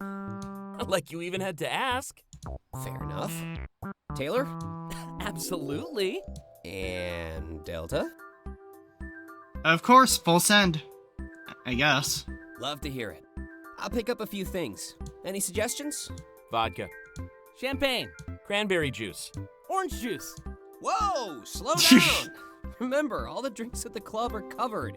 No need to be extravagant here. Sheesh. Isaac, this is an excuse to be as extravagant as possible. If we were paying for both, we'd all be broke when we got home. Let's splurge at least a little bit. If the bar is covered, we can pregame like royalty. That is such an odd way to justify wasting money. I don't know, Isaac. He has a point. You're hyping this up to be the best night ever. Do you want to remember it as the time we held back for no reason? It's not holding back, it's saving money. And I never said it'd be the best night ever. I only promised fun.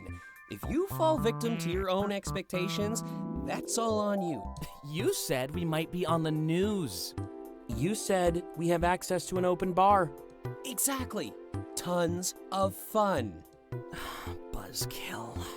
Hold on. I wasn't finished yet. Oh? As much as I want to save money, you do have a point. We're lucky. We know in advance that this night will be memorable. That's a luxury we shouldn't waste. So, let's do our best to make it even more memorable. I agree. Now you're talking, and I like what I hear. Where'd this man of wisdom come from, and what did he do with Isaac? I'm growing. Truly heartwarming.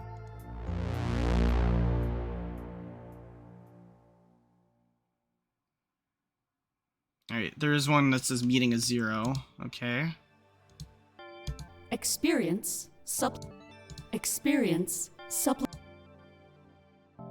View which journal entry? Number 4. Wednesday, December 18th, 2041. Alright, well, actually, View which journal? Okay, so I've forgotten a few things. That discount Isaac applied to my identity was just his friends and family discount. I feel a lot better about it now. I kind of wish that we were cheating the system. I don't want to get in trouble so soon after moving. I like it here.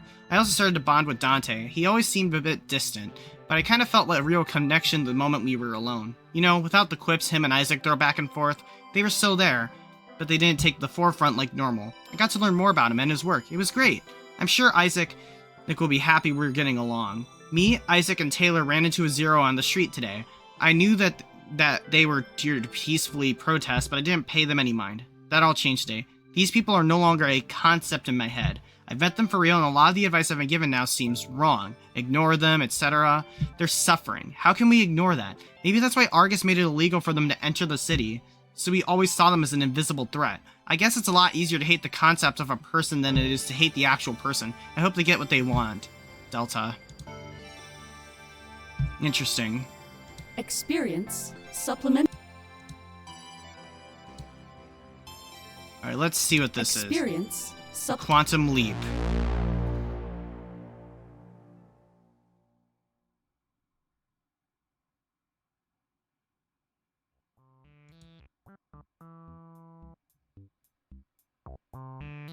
Hey, anyone up? I am now. What's up? I know we're all focused on the nightclub thing lately, but did any of you start to think about New Year's Eve? One thing at a time, man. No, I have a good idea, so hear me out. We're gonna do the Quantum Leap. The what? What? The time warp? Oh my gosh! Alright, the time warp, Rocky Horror reference, anyone? Now you're just putting random words together. It's a thing, I swear. Never heard of it. All right. Listen up. You gather friends in a voice call, all from different time zones. You take a shot at midnight. Take another shot at midnight. Then another. See where I'm going with this? That's crazy, Taylor. Oh, multiple midnights. The best part of New Year's Eve over and over. Glad we're on the same page. You're using time zones to promote alcohol abuse? Wonderful. It's not abuse. And don't lie to us, Isaac. We all know you'd be drinking that much anyway. You'll need a bit more than that to sell me on the idea. Well, think about it this way. If you have multiple crushes, then that's multiple midnight kisses. Sold. Who are you planning to kiss at midnight, let alone fourth midnight? It's a surprise. Don't even worry about it. Just so you know, if you come near me, I will destroy you. This is gonna be such a disaster. Alright. Now it's time for the next therapy session.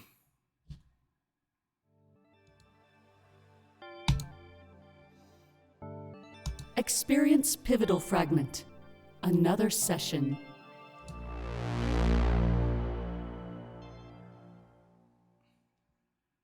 Everybody deserves a chance to start fresh. Even you.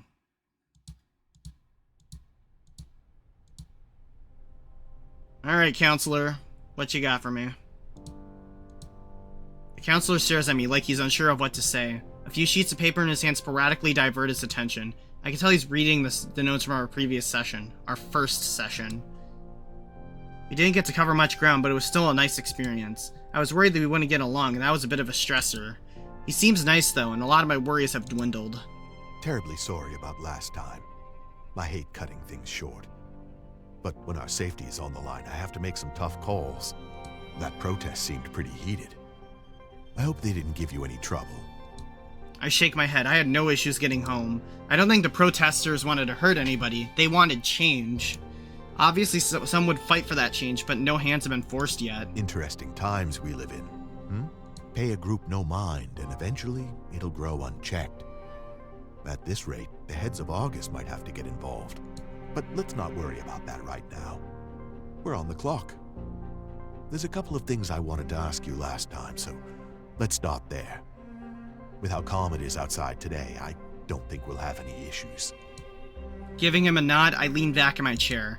I really didn't need to be here, but I didn't want to lose points either. It seemed like we were in a stalemate until he cleared me as a patient. I only saw my last counselor for so long because it was part of my normal.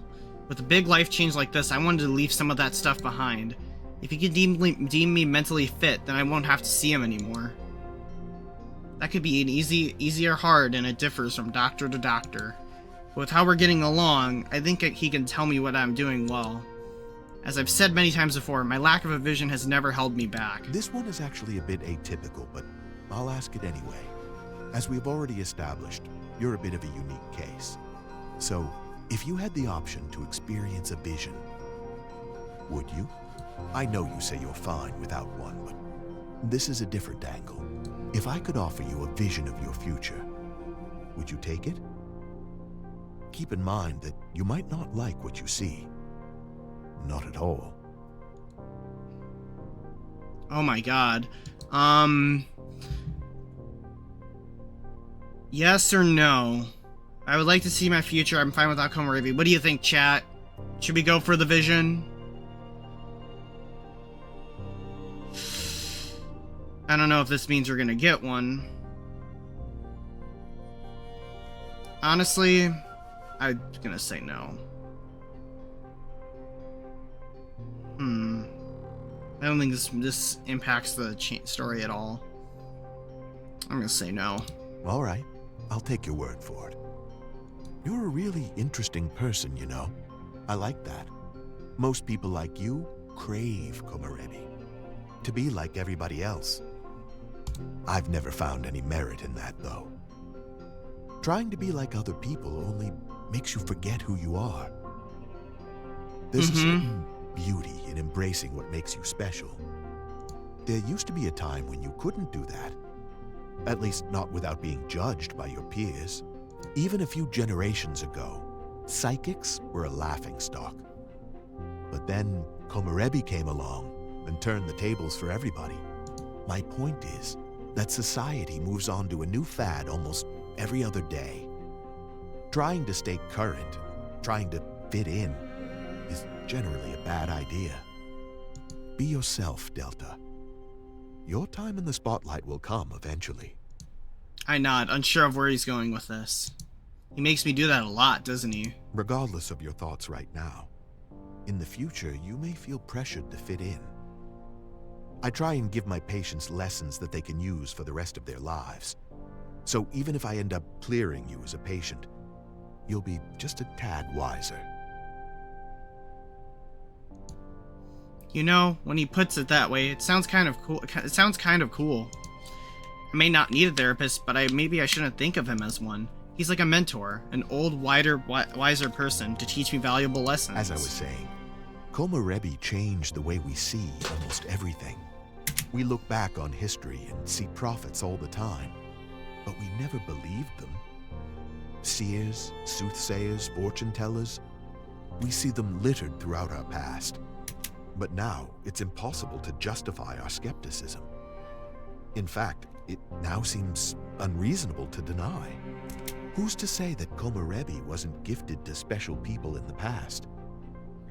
These people throughout the ages could have just been the first to receive it. Yeah, maybe like a trial run before giving it to the world. Actually, no, it seems more like a curse, actually. But then you have to ask, where did the Komorebi phenomenon come from? Is someone or something responsible?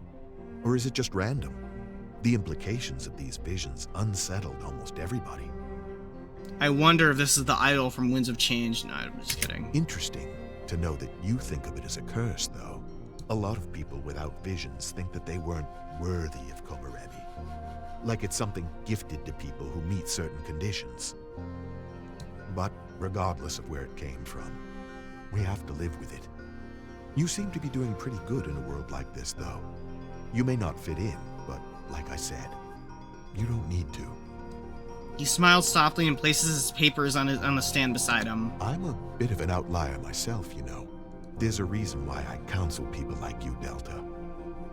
So when I talk about not having visions, just know that I speak from the heart.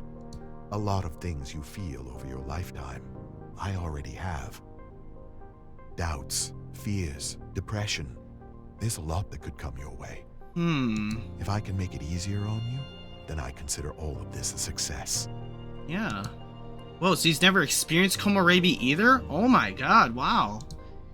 I also find it interesting that he's starting to open up to me. Until recently, it seemed like he was just reciting a self-help book. You might not experience these things for years to come. But unfortunately, we all have a crisis or two throughout our lives. When yours comes, I hope that you'll look back on these talks with an open mind. Feels a little harsh to tell me that my life will be difficult in the future, but I guess it's a universal fact. Nobody sails through life without issue. I thank him for what he's told me, and especially for opening up to me. No worries, Delta. This is a two-way street. I may do most of the talking, but I try to mix it up. I want to talk to you, not at you. It's more personal that way. For example, now you know that I'm just like you. My advice may have seemed generic, but it came from experience, and that, as they say, is the best teacher. So I think we'll mix together well. Let's talk about that during our next session, though. We're almost off the clock. I'd hate to get cut off in the middle of something like we did last time. Just be careful out there when you leave. Could be another protest. Or even worse. I realize that he's right. The hour of our session has basically flown by. That's probably a good thing, though. Wouldn't want these meetings to drag on. After thanking him for his time, I decided to gather my thoughts before heading out.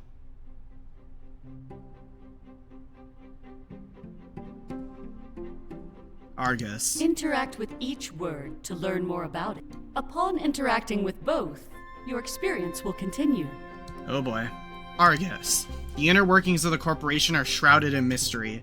Nobody even knows who runs it, but theories run rampant. Currently, it must be in the hands of the founder's child or children. It's been way too long to remain in the hands of just one generation. But no matter who runs it, their influence on society is clear. A world without the Argus Corporation would be awful. At least, that's what we think. All we can really do is speculate. Either way, the influence and power of this single corporation is immense. They have a monopoly on almost everything, and they use it to maintain order. Could be worse. They could use their power for nefarious purposes. Not worth thinking about, though, as there are far more real issues at hand. Namely, the protests and the people living outside our city limits. Zeros.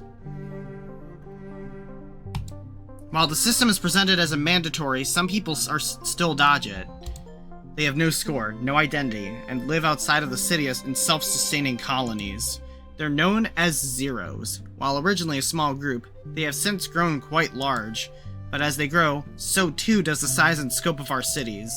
The Argus Corporation has slowly but surely been approaching on Zero territory. They're running out of space, and the integrity of their communities is more and more at risk. Some people say that they deserve it, but I don't think it's so black and white. Either way, these protests aren't violent, and they aren't calling for any substantial change. Zeros simply want the ability to enter the city legally and purchase what they need to live. They need this because the loss of space means they can't make it enough on their own. And not only that, but many people who live outside the city don't do so by choice. If you abandoned the system, you wouldn't be allowed back, or your children, or even their children. Many Zeros suffer for the choices of those that came before them. These protests could give them the chance to try their hands at life in the city. I'm sure they'll reach a mutual conclusion, but it's odd how involved Argus is. They have such a sway with world powers, but I guess, as people say, they did save the world. No, they didn't. Maybe they're simply collecting what they now believe is their reward. Okay then.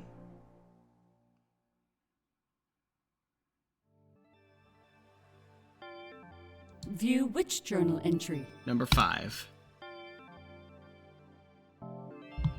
Well, tomorrow's the big day.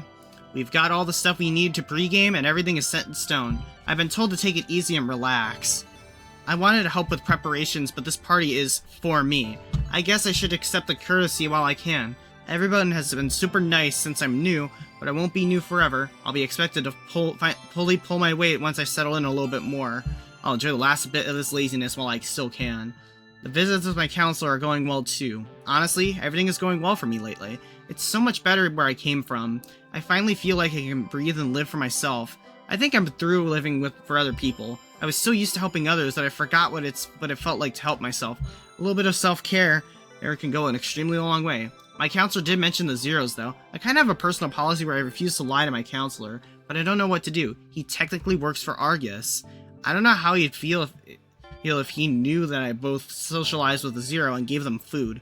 It seems inherently harmless, but I'm pretty sure it's still against the law. Counselors are supposed to keep everything you say to themselves, right? Anyway, Isaac wanted to talk to me about something today, since tomorrow we'll be too drunk to function. Delta. Experience supplement. Let's do the heart-to-heart. Experience heart-to-heart fragment.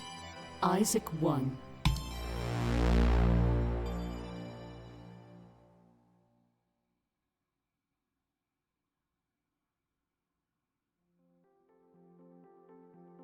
Alright, Isaac. Let's do this. I enter the living room and I notice Isaac sipping a light beer. The TV is on, but he's not really watching it. I can tell he's distracted. There's something he needed to talk to me about. I hope I didn't do anything wrong. He notices my entrance and smiles at me. Some anxiety immediately dissipates. Shifting a bit more to one side of the couch, he gives me ample space to sit down beside him. Aw. That's exactly what I do, and he turns to face me, as much as he can while sitting down. Ugh. You know, this stuff tastes awful. But I wouldn't be drinking it if Taylor didn't tease me. I know it's not true, but he keeps talking about my weight. He takes another sip of the beer. We did buy tons of junk food for this weekend, though. If I take it easy during the week, I can definitely binge on Friday. Might as well take action before something becomes a problem, right? Odd thing to say while drinking a beer at 2 p.m. True. Sometimes we just replace one problem with another. But don't worry. I care too much about work to do something like that. I only drink on days off, and I always make sure to pace myself. Except this weekend, though. Moderation goes out the window. Haven't been to a nightclub in ages. I'm actually kind of nervous. Hey, you're cool. You're gonna fit in fine. You think I'm cool, huh? Yeah. Must be those rose-colored lenses everyone talks about. I bet everything seems new and exciting since you moved here. He takes one final chug and then crushes the can in his hands. There's a bit of an awkward silence after he does this, but I'm not sure why. Ask him why he wanted to meet me here, and ask him if I did something wrong. Oh, no. Not at all. I guess I should have elaborated when I said I wanted to talk. Sorry if you were worrying. I'll handle it better in the future. I actually wanted to apologize to you, Delta. Your first memory of this house will always be me yelling at Dante. He just struck a chord with me. Has a habit of doing that almost every day. He's always paranoid that Argus will come knocking. But the mods I made to my home are harmless. They'd never care. It's more risky for him to remove my modifications. He could easily screw up, and it's all downhill from there. Do anything wrong when you're messing around, and they'll notice. It's like a tightrope. One wrong move, and you're done for. My brain is wired to mess with this stuff. His is not. I tell him it's fine. We all have things that we're passionate about. Passionate. Yeah, that's the word. I got a little mad, but my intentions weren't bad, you know? I've worked with this tech for my entire life. I know my way around it.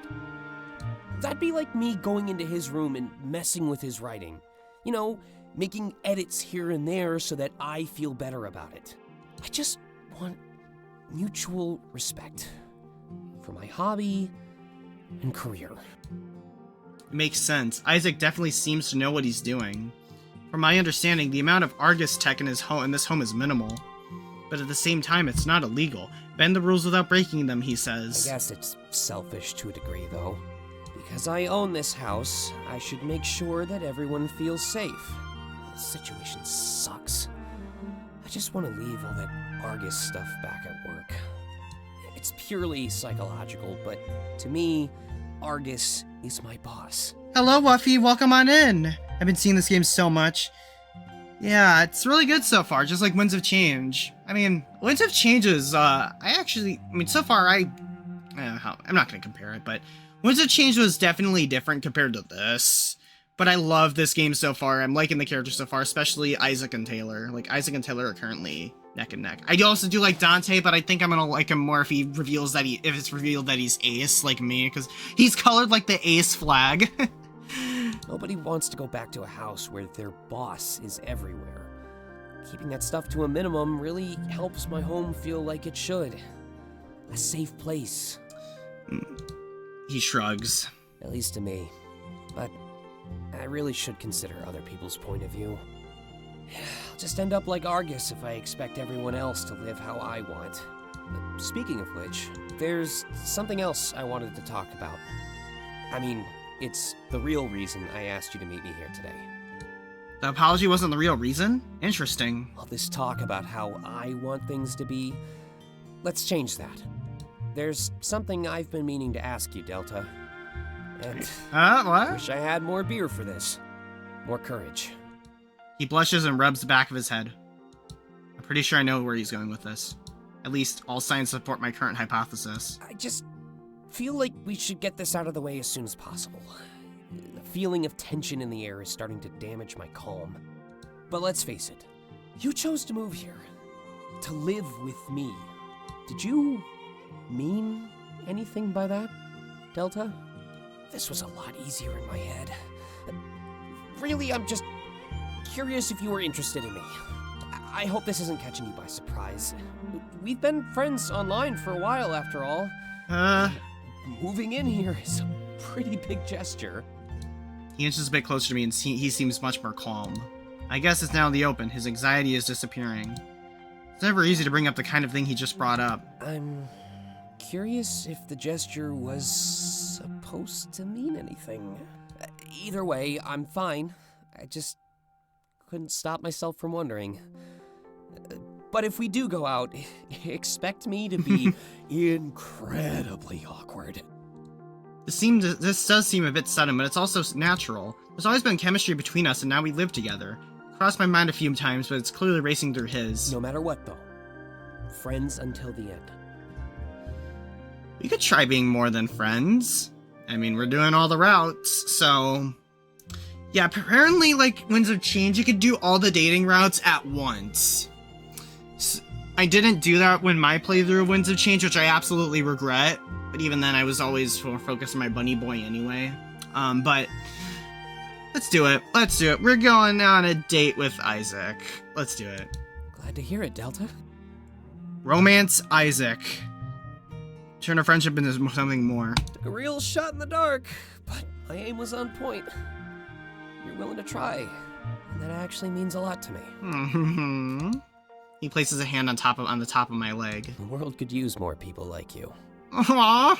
Willing to embrace new experiences, new people even. Everyone else seems to be a creature of routine these days. Argus has made sure of that one. But sometimes a routine is more like a prison. So, let's embrace our freedom. Let's drink beer at 2 p.m. He smirks and stands up on the couch. I say, why not, and accept his offer to share a beer. The air is clear, and it seems like we carry on like normal. Alright, but let's not do this every day. Do it in moderation, bro. Next time, we'll go to the coffee shop and hang out. You know, it could be our first date, or whatever. He leaves the room to retrieve some more beer. I feel like our bond will become stronger because of what just happened. Not only did I learn a lot about him, but we made our situation more clear.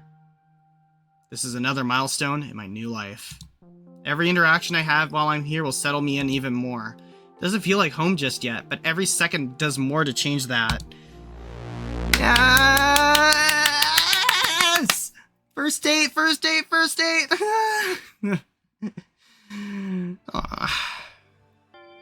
Experience Alright. We're gonna probably talk about our encounter with that zero, so.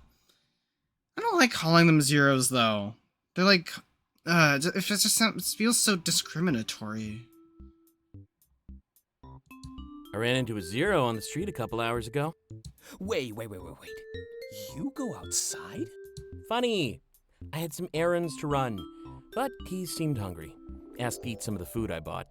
Oh, that happened to me in Delta the other day. Yeah, I was there too. Felt kinda bad for the guy. I didn't know it was really true, how they can't enter our stores. Yeah, they aren't chipped like we are. No ID to speak of. I really hope that you gave him some food, Dante. Yeah, of course. I bought a ton since we're pre-gaming today. You know, I kind of feel bad. Partying while they're rallying for some basic necessities? Should have invited him over. Showed him what life in the city is like. Sheltering a zero and giving them access to city goods? Oh, I can literally hear your score going down, man. You know me. I just like bringing people together. Besides, it'd be a petty crime. Nobody cares about those. I'm not even gonna touch that one. Sounds like a scandal to me. Fine. I just wanted to do a good deed. How about you start putting out the snacks and booze then? This party starts in a few hours if you want to stick to your schedule. Sure. Want to help when you get home? Not really, but I will. It's the least I can do, since you organized the whole thing. Dante being generous? Wow, this really is a special day. I'll stop by early so I can help you set up. Just let me finish a few more episodes of this show. Sounds good to me. And Delta, just sit back and relax. This night is celebrating your arrival.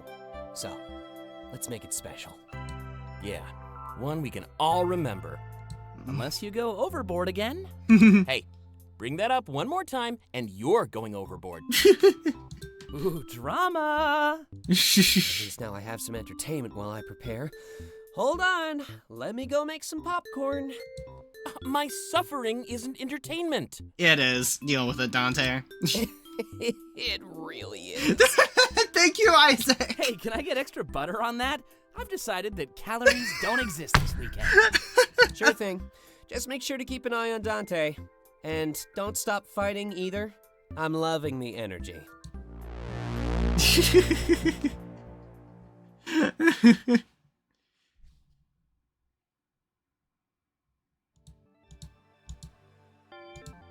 Experience supplemental fragment.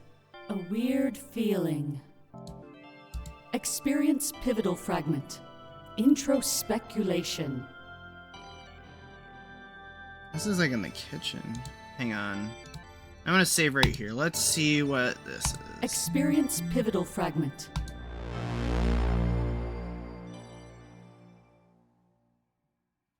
Nostalgia is like a broken mirror. Recreate the past and you'll end up full of cuts. Okay.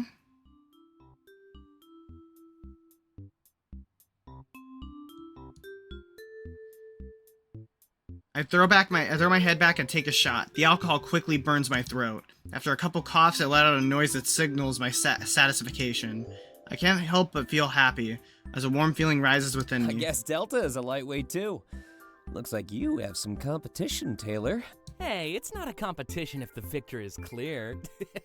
$100 says I pass out before they do.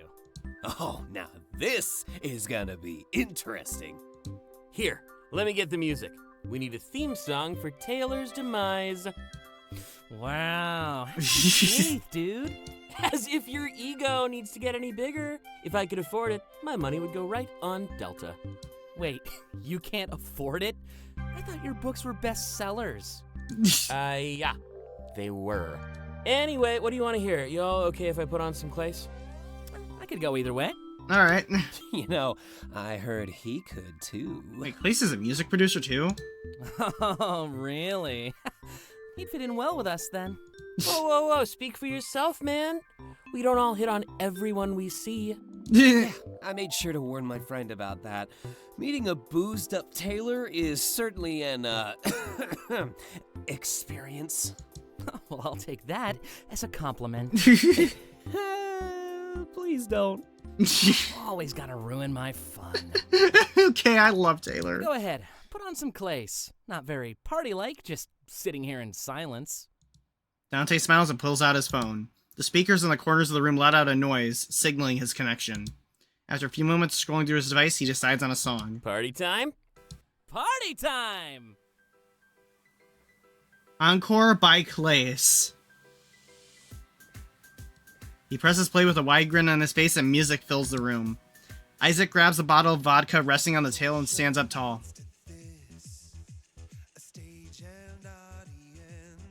Whoa, this is a banger. And that means more shots. He slides his shot glass across the table in my direction. Dante does the same, but in Taylor's direction. Oh no, they really do want to test our tolerance. Prepare for trouble. And make it double. He throws a bottle in the air and catches it with a flourish. We're making it a double. Yeah! He walks over to me and fills up both shot glasses with vodka. A moment later, he does the same to Taylor, topping us up. I'll tell him I'll do it as long as him and Dante do it too. You have yourself a deal. 4 for you, 4 for us. You really want us to pass out, huh? Knowing your friend is like being stood up. We'll pace ourselves, don't worry. Remember, we're not leaving for 3 more hours. So you're saying drink up? I'm surprised you haven't already. As if that were as a direct challenge, Taylor and I both take our shots. Then, in one swift motion, we slide the glasses over to Isaac and Dante. Filling them up almost immediately, Isaac then strikes a thinking pose. We should have a toast. To what? Taylor's inebriation is becoming clearer as he wobbles slightly. If the earlier wager were official, I guess he'd be winning. I live by many rules, but one has never let me down. Always let a rider make the toast. It's what they do best. All eyes are immediately on Dante. Wow. No pressure or anything. Come on, it's an honor. It's my job. It's not a party trick, but sure. Let me think of something. Him and Isaac both pick up one shot glass in unison. There's a pause for a few moments while Dante decides what to say. But after a little while of thinking, he seems to give up and laugh. You know what? This one's just from the heart. Here's to getting wasted with the people that matter. Yeah, with the people that matter. And with any luck, that list will keep on growing. Taylor and I hold our hands up while we were taking shots as well. We all say cheers and they down the vodka faster than Isaac poured it. Talk about getting a head start on the night. Buzz before supper time. Speaking of which, who are we meeting? You gonna tell us who this friend of yours is? Nope. But honestly, I'm nervous too. I've never met him, so it's not just you. Wait a second. You've never even met him? Correct? And you think I move fast with guys? Hey, it's not like he's a stranger, man. He's just never been in town until today. But we've been friends online for a while now. Trust me, he's good. No need to worry. Well, if you say so. Anyone who gives me free booze is good in my books. I just thought you met him before with how much you've been saying. Nope. Just the anxiety making me ramble. Hence all the liquid courage we just ingested. Might want to switch to rum, though. Vodka's running dry. He shakes the bottle with an embarrassed laugh. We've already gone through a whole bottle? Wow. Oh my god, guys! Isaac must have a weird definition of pacing. Rum? I'm down. I'll go grab the cola. I think it's time to start mixing. The straight shots are really starting to creep up on me. With a dramatic flair, he acts like he's passing out. Then a moment later, his head rests on my shoulder. I laugh and exchange awkward glances with everyone else. Or maybe you could get it from me, Delta. I fear I've gotten a bit lightheaded over here. I have no problem doing a favor for a friend, so I agree. But a temptation rises with me to mess with him before I get up. Looking down at him, I think of what message I'd like to send. Wrap an arm around him. Come on, give him a hug. I wrap an arm around him, giving him a tight squeeze. The others look a bit surprised, but Taylor sounds incredibly happy. I'd tell you not to let go, but I really wanted that cola. Ah, yes. The master of romance. A lifetime of practice. A few chuckles fill the room as I stand up and walk to the fridge. The cola is easy to find, even amongst the booze-filled appliance. When I make it back to the table, I notice Dante is holding the rum. Man, I'm gonna miss this. He sighs as he shakes the bottle and swirling the liquid inside. Well, we can always buy more. It's cheap stuff. No, not that. I meant all of this. In general. Sitting down with your best friends, getting drunk during the day, downing shot after shot like our bodies aren't starting to hate us. Oh, you mean youth. Yeah, but at least we made the most of it. Couldn't have asked for a better group of friends. Aw. Dude, I feel exactly the same way. I can't even imagine what life would be like without all of you. Just the thought of it is enough to keep me up at night. And it does. Oh? Finally confessing your feelings for all of us? Dude, no way. It's just, we're so close now, but are we still in touch in any of your visions? I shrug, since it's pretty obvious that I've never had a vision, but the rest of them exchange worried glances with one another. They didn't have to say anything. I know exactly what they're thinking. Oh. Exactly. I Oh, can't get it no. off my mind.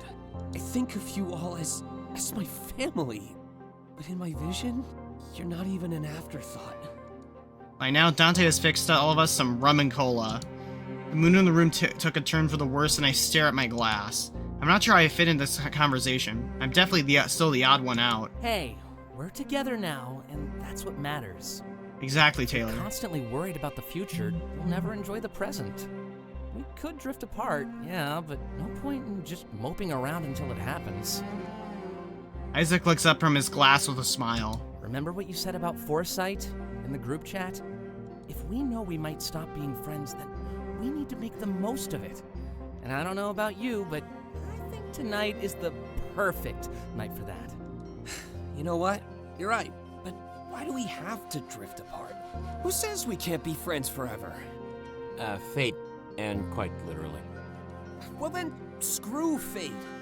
I won't let anything take you away from me. That's the spirit, Isaac. I don't know if we're equipped to fight fate, man. And if well-wishing were a weapon, the world would be much better off. Let's just create some memories that we can revisit whenever we want. Even when we're no longer together.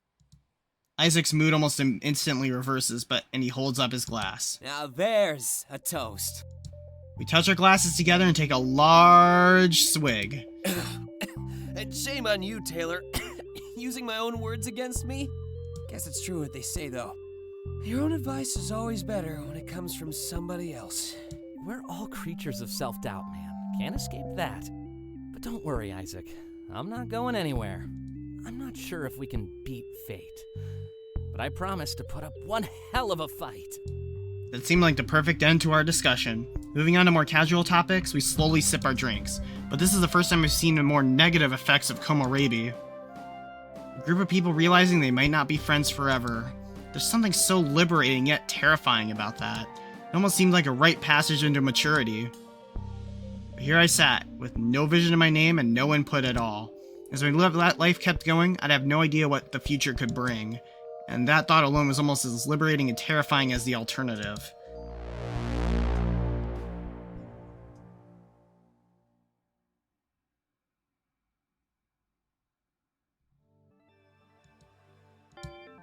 Experience A supplemental weird fragment. feeling. Alright, this is the last one on this fragment map.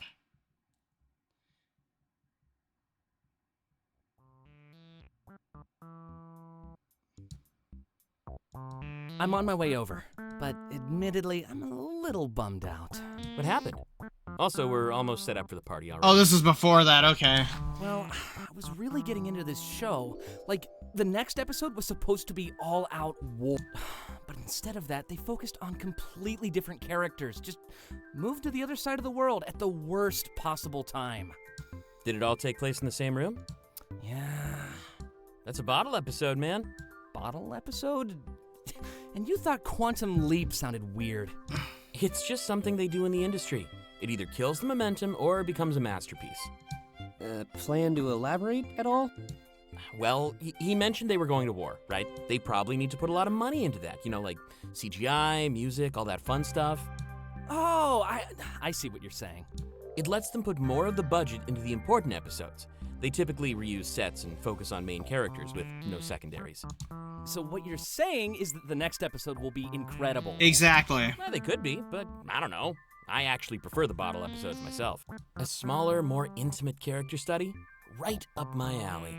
But I've never been one for fight scenes and explosions. Hold on. You've changed the way I think about TV shows. I just figured every episode had the same budget. Not true. Ooh, not even close. So that one episode with the fly in the lab? Bottle. What about the one where no one's ready? Big bottle, and an instant classic. Sometimes they take the easy way out and just do a clip show episode, highlighting all the best times those characters have had. Yeah. I always thought those were just pure fan service. Yeah, I'd take a bottle episode over a clip show any day of the week. Yeah, the Star Trek Next Generation Season 2 had to do that because that season got shortened because of the writer's strike from that year. Hey, guys? Yeah, what's up? Do you think we're in one of those right now? Oh. What are you talking about? I mean, actually, I don't know. I just got the weirdest feeling. Subtle fourth wall break? Are you serious? Care to elaborate at all? It's already gone. Just lasted a few seconds. Honestly, I wouldn't even worry about it. Oh, I am absolutely going to worry about it. He's probably just been reading too many books. That is definitely not the case. Are you saying I don't read? I'm only saying it because you don't. Hey, what's the last novel you read, Isaac? I hate all of you.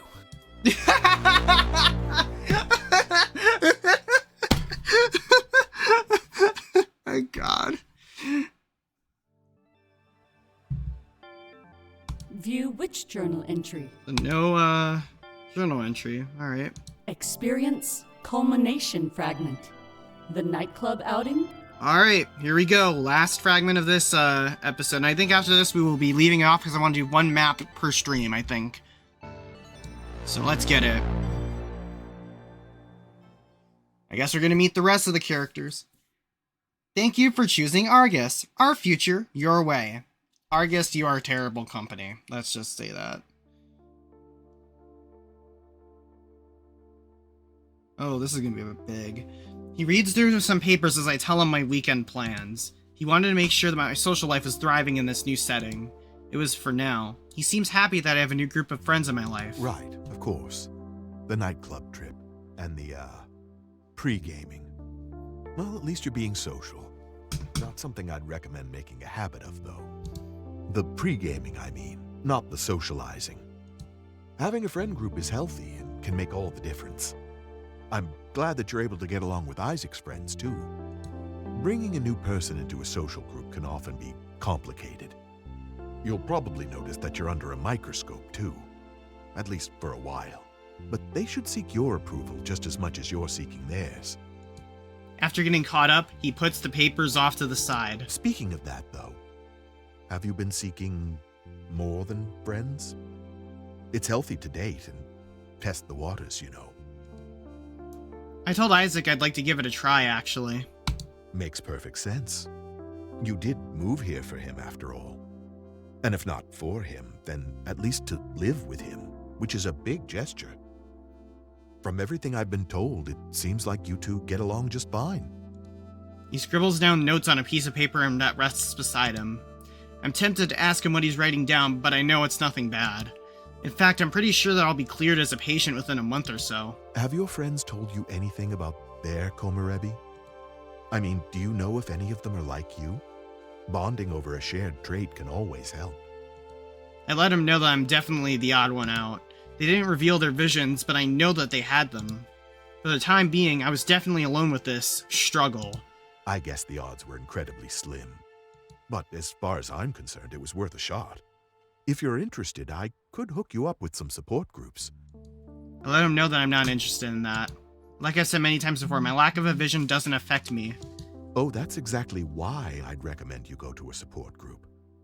I think others could benefit from hearing how you think and feel. Whether you know it or not, you're a pretty remarkable case. I shrug and ask him that if he means he's close to clearing me as a patient. One step at a time, Delta. I can't make a big decision like that unless I'm certain. Thankfully, your honesty and cooperation are helping.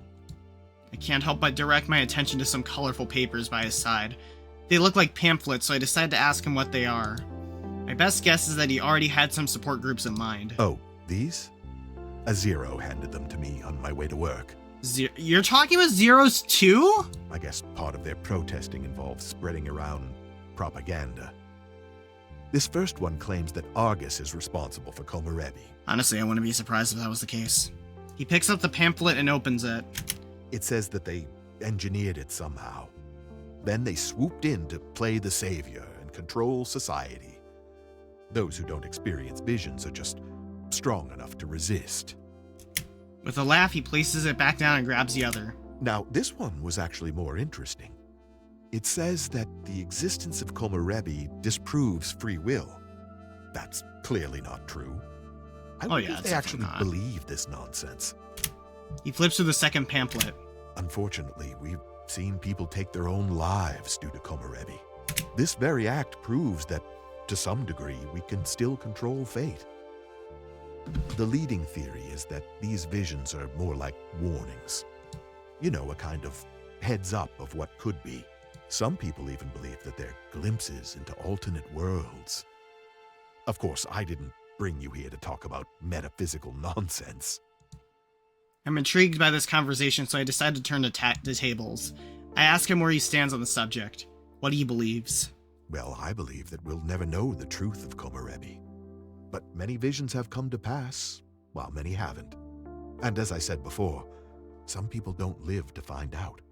If I had to commit to an idea, I'd say I agree with the leading theory. They're just possible outcomes. Nothing set in stone or predestined. Argus isn't responsible, and we still have free will at the end of the day. Of course, that's just wishful thinking. We'll never really know. Some visions could just be tricks to send people down a certain path. I think it's more important to handle things on an individual basis. I agree. For example, what does your vision, or lack of vision, mean to you? It's best to lead with that rather than seek out a universal truth. Like I always say, truth can just be a gateway to more fright. He puts the second pamphlet down. I hope people don't start believing these silly stories. If those Zeros are really here to cause trouble, I'd avoid them.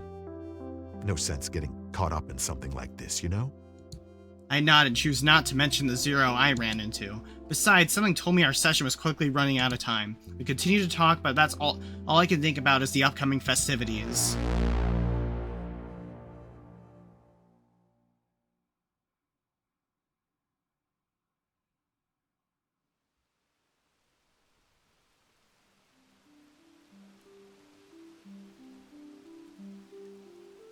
We make our way down the city streets as the booze starts to wear off. It was a long walk to the nightclub, but we didn't feel like driving or using public transit. Because of that, we wobble slightly as we head toward our destination, Club Euphoria. Euphoria! Your friend didn't help us out with transportation. What do you mean? Gives us an open bar, but he didn't send us a limo? Rude. Don't get greedy. It was a nice gesture. He just wants to get things off to a good start. Oh my gosh, Taylor has the big gay voice. I love it. Legs are killing me, so we're off to a great start. Remind me to give him an earful when we get there. Speaking of which, I still need to yell at Dante. What did I do now? I heard that noise when you connected to our speakers, dude. Was I not clear enough the other day? Don't mess with my mods. I haven't. Well, not since then. It's just been a while since anyone connected like that. Trust me, Isaac, I made those changes months ago. Is that supposed to get you off the hook? I'm just being honest, man. I guess we'll see. Dante scoffs and looks the other way. You know, I might not drink as much as I thought tonight. What? Why's that? It's these new painkillers. Wait, you're in pain? Yeah, because you won't get off my back. Oh! After just one night of fun, You're the one who wanted that, yet you're tearing into me. An awkward silence fills the air as they stare at one another. But just like usual, they erupt into laughter only a few moments later. Fine. I'll try and ease up on you a little bit. If we want to be friends forever, I just have to. All of a sudden, I start to think about the conversation we had earlier. In their visions, they were no longer in touch, no longer a friend group. You really think we can pull that off? I guess it's worth a shot. Isaac stops in his tracks and turns to face all of us. Then we should make a pact. Like with blood? No. Ah, shame. Always wanted to do one of those. I'd rather not have your blood on my hands, Taylor. Oh, but I thought we were finally bonding. Come on, can you please take this seriously for a second? I just want to make sure that we don't all drift apart. And how do you suggest we do that? The group chat, probably. Let's promise to keep using it no matter where we are, even if it's just 1 or 2 messages a week. No pressure, right? Then we really can be friends forever. Right now, you're all important to me. I think about you all the time. But in my vision, like I said, I'm not even aware of your existence. Oh, tragic. Everybody should know who I am. But on a more serious note, I guess I can manage that. Yeah, I don't plan on leaving the group, so I'm down. Then let's make it official. He puts out his hand, palm facing down. One by one, we stack our hands on top of his. I wait until the end since I'm the newest one here. Friends, until the end. Until the end. We all say that in unison and look at each other with big smiles. A moment later, we pull back our hands and continue on our way. I had no problem with the agreement, since it seemed pretty low maintenance. It's a little odd, but this pact suddenly made my life feel more grounded. If we really followed through, I'd always have friends to support me.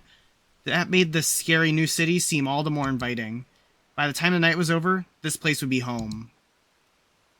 I decided to bring up something that my counselor told me at our session. There's a theory that Komorebi isn't set in stone. It's just a possibility. A pact like this could very well defy what they believe to be fate.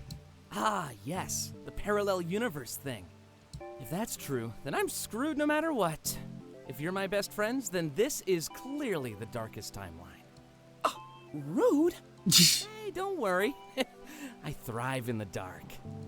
I noticed that Dante looks a little worried. Hey, you know your counselor isn't supposed to do that, right?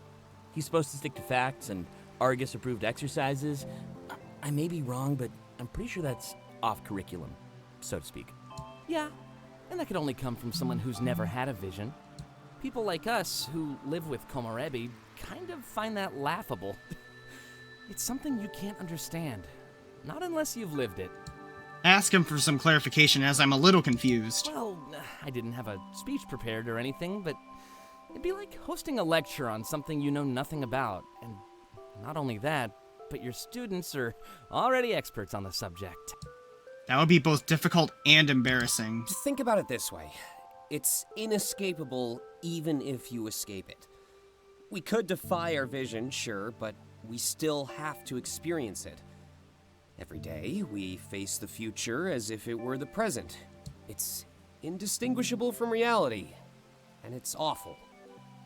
So even if we are friends forever, I'll still lose you all the time.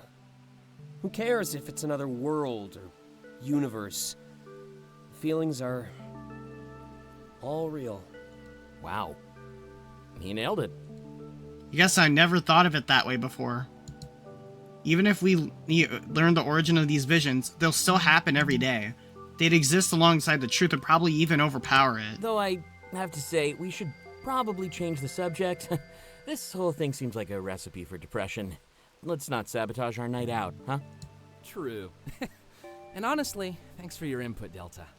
I know that you were only trying to help out. I nod and I tell him it's fine. It's true, though. It wasn't my place to speak out about Komorebi. Building off that lecture metaphor, I should be sitting and listening. Whoa, didn't expect such a big lineup.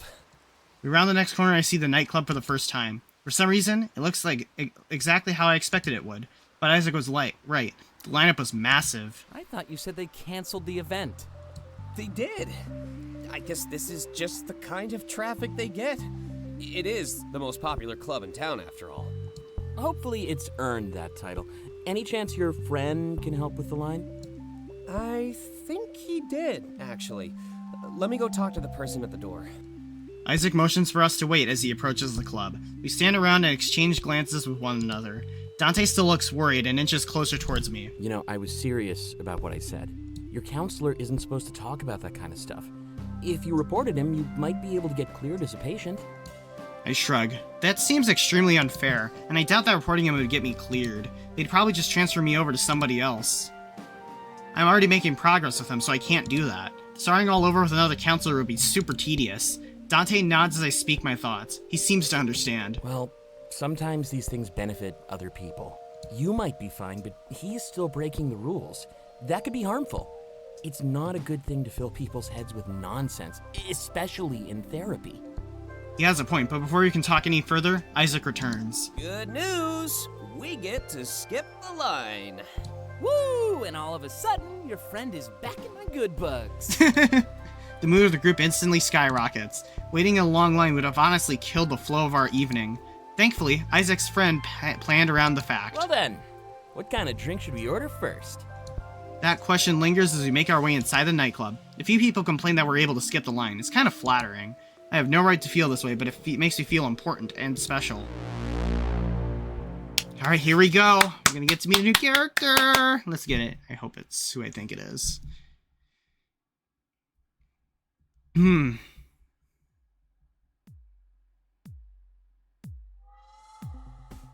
Tequila! Yeah! Dante quickly downs a shot, signaling me and Taylor to do the same. Isaac scurried off to prepare whatever needed to be prepared. As always, he remained tight-lipped until the very end. I'm so ready to pay for this in the morning. I guess we're just gluttons for punishment. How about we grab another round and go sit down? At this rate, it could be hours before Isaac comes back. Sounds good to me. Hey, barkeep! 3 more tequila shots, please. And it should be covered. We're part of Isaac's group. The bartender shrugs and say they have no idea what we're talking about. There are no reservations or holds in place for someone by the name of Isaac.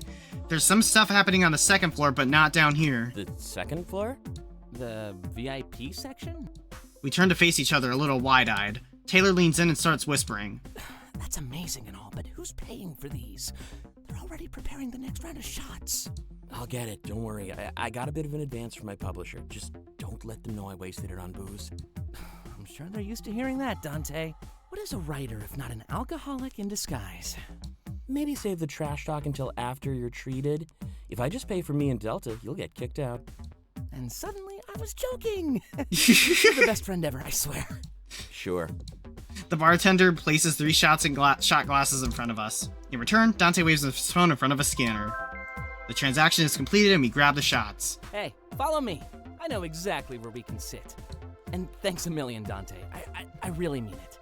Someday I'll find a way to repay you. You could stop making fun of my career, for one. Like I said, someday I'll find a way to repay you. We follow Taylor as we talk and eventually find an empty table.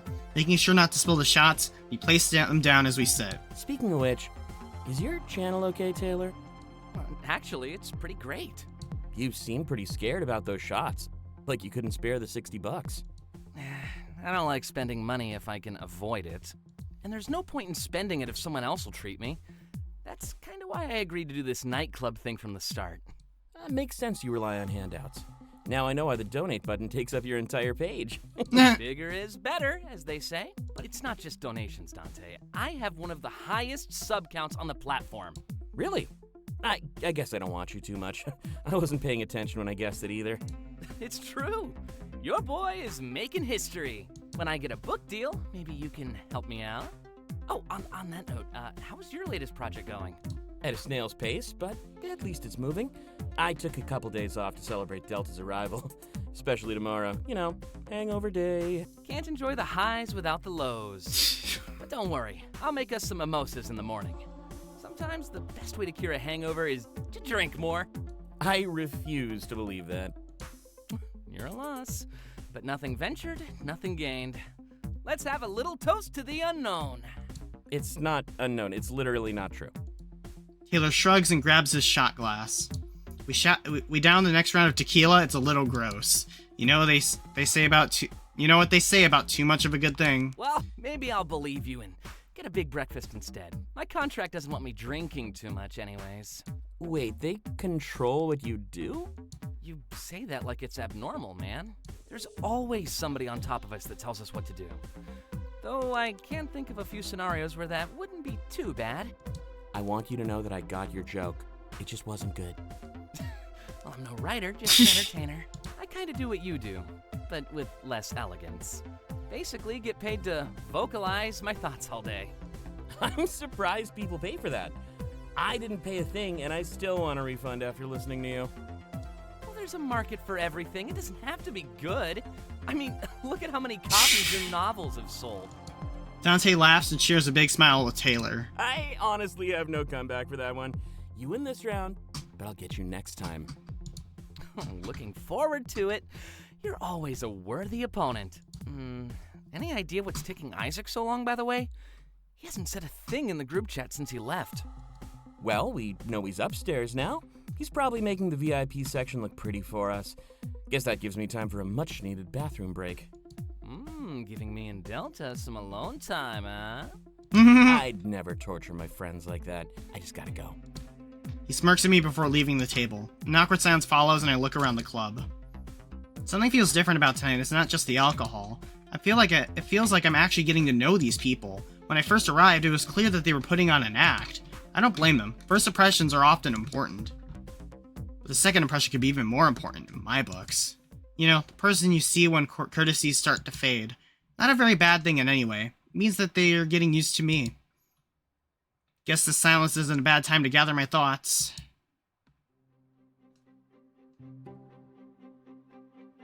Isaac, Dante, Taylor. Interact with each word to learn more about it. Upon interacting with all three, your experience will continue. Isaac. Hey! Get your head out of the clouds! What? We finally get to hang out alone and you zone out? Oh my god. If I didn't know any better, I'd take it as an insult. I shake. That is such a big fake out. Oh my god. I shake my head and apologize. In retrospect, it was kind of You rude. mean a lot to Isaac. He's made that very clear. And from what I've experienced, you do seem pretty awesome. Well, since he's taking his sweet time, how about we chat for a bit? Yeah, let's, Taylor. That's true, we did have more than enough time to chat. Isaac is being slow and I saw the bathroom lineup awaiting Dante. I leaned back in my chair and tried to make myself more comfortable. It seemed like I'd be sitting here for a while longer yet. Experience heart-to-heart fragment. Taylor 1. Yes! Let's go! Hold on, just let me move over there. There we go, much better. Honestly, I think Taylor might be my favorite so far. Yeah, chat about... Yeah, it doesn't. I think the bunny boy thing is probably not gonna be over after this. But yeah, I turn to face Taylor, immediately making things more personal. This is the first time we've ever been alone, buzzed in an obnoxiously loud club. What a perfect time to get to know each other. An awkward smile between the two of us marks the start of our conversation. I was warned about his drunken behavior, so I kind of know what to expect. You know, I'm pretty proud of that sass-off I had with Dante. Usually he can pin me down, but I'm getting better on my feet. A quick wit can beat a sharp mind any day of the week. But a few shots of booze can easily bring that wit to a full stop. Considering that, I think I handled myself pretty well. Maybe one of these days you and I can go head-to-head.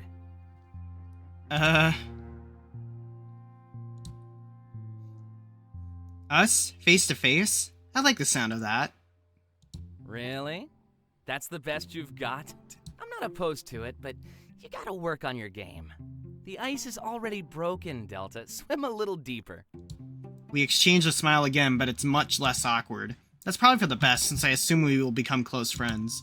This group seems super tight-knit. Getting close to one meets getting close to all. You know, before you came along, I was the newest member of the group. It's been that way for a couple years, but now we have some new blood. I get to look at you through the same lens they used to judge me. Oh, but don't worry, I like what I see. So, do you move around a lot? Or will you be here long term? I plan to be here long term. Good to know. You seem nice. The reason I ask is because I used to move around all the time. From one place to another, the system always kept me mobile. He fiddles with the shot glass in front of him. So, this whole fresh start thing, I know what it's like. I'd brag about having more practice, but that's not really a good thing. Moving around made it really hard to keep a stable group of friends. When I got my first phone, though, everything changed. Making friends and keeping in touch when I move away? Priceless. I guess I also made some pretty good jokes. Got a lot of followers. So when I decided to start streaming, I already had an audience. The transition from hobbyist to full-time job happened almost overnight. I bought a house here, settled down, and then met the rest of the group. And now I'm sitting here with you. That's the story of Taylor. You'll have to forgive me, I'm not one to really open up like this. But when you talk to strangers all day, you kinda need to hold back. Oh, don't get me wrong, I love my viewers more than anything, and yeah, there's a lot of regulars, but it all feels so surface level, you know? I'll never bond with them like I did with Isaac and Dante. Guess I'm just one of those quality over quantity guys. Kind of ironic that I chose a field where numbers mean everything then. It doesn't mean anything. Can't complain too much though. I guess it shouldn't I do mean have the anything. best of both worlds. Because I just do this. I just do this for fun. It's odd to see someone so successful have gripes to their life. But I guess nothing can be positive all the time. Even stardom could have its drawbacks. I'm glad we got to have some time to ourselves, Delta. Even if it felt like I did most of the talking, I think I needed that. I talk to people all the time, but it's rarely about anything real. How about you join me at my place next week? We can have a blast tonight and pick this up next time. Maybe I'll even let you guest on my stream, if you're nice. I'd be down, Taylor. I'd be down, my new bunny boy. Oh, and we'll have a lot more privacy there. Feel free to take that one however you will. Yeah. He smirks at me and I give him a quick nod. There's no reason why that shouldn't work, so I agree. A crowded nightclub isn't the best place to form a bond. Well, I guess it depends on what you're looking for, actually. Right now, I had no interest in extending my reach beyond this group. Even though I've known Isaac for years, I'm getting to know him all over again. That's a good thing, though. It was an adventure that I was happy to embark on. Getting to know these people and their quirks can only happen once. One day, I'll definitely look back on this and wish I could relive it all. You really are the master of daydreaming, huh? Well, I guess all of this could be pretty overwhelming. New city, new friends, new everything, really. I'll try not to add to the pile, so don't worry. Well, except for tonight, I can't make that promise. This club is a new experience for all of us, not just you. I noticed Dante returned from the bathroom from the corner of my eye. Taylor must see that I'm distracted and he turns to look. Hey, it's about time! Delta was almost boring me to death. Hey, take that back! Whoa, he's insulting you. Just so you know, that means he has a crush. Ah! He sits down and plays with the empty shot glass in front of him. Sorry it took so long, by the way. Some guy tried to sell me drugs. Ooh, did you buy enough for all of us? Dude, drugs are bad. Good. Oh, all right. And how many energy drinks have you had today? 2. Oh, yes, there's the double standard. Can't say I didn't warn you about that contest, man. It was just a ploy to create new addicts, nothing more. Yeah, I heard you the first 1,000 times. I'd be worried that they're fighting, but I know better than that by now. This is just how they get along. If they hated each other, they wouldn't talk at all. It's about to continue, but Isaac starts all of us with his unexpected return. Hey, looks like everything is good to go. Come with me. We're going somewhere special. You mean the VIP section? Aw, what? How'd you know? The bartender down here gave it away. Said the only thing going on tonight was upstairs. Buzzkill. You're the only buzzkill here, man. Keeping us in the dark until the last possible second? All right, fine. Let's just go and have some fun. That's all you ever had to say, Isaac. Maybe start with that one next time. We all get up and start to follow Isaac. At least the time was finally upon us. No more teasing or secrecy. I'm not sure what he wanted to hide, but it kind of backfired on him. If he wanted to hype something up for my benefit, he didn't need to. I would have been fine with no outing at all and just staying home. But if this went well, I'd make another new friend. Isaac is a good judge of character, so I bet we'll meet someone cool. At least everyone he's introduced me to so far has been pretty awesome. With slight anxiety, we ascend the stairs to a floor reserved just for us. I have to admit, that does make you feel a little special. You have to say that again every single time, Delta.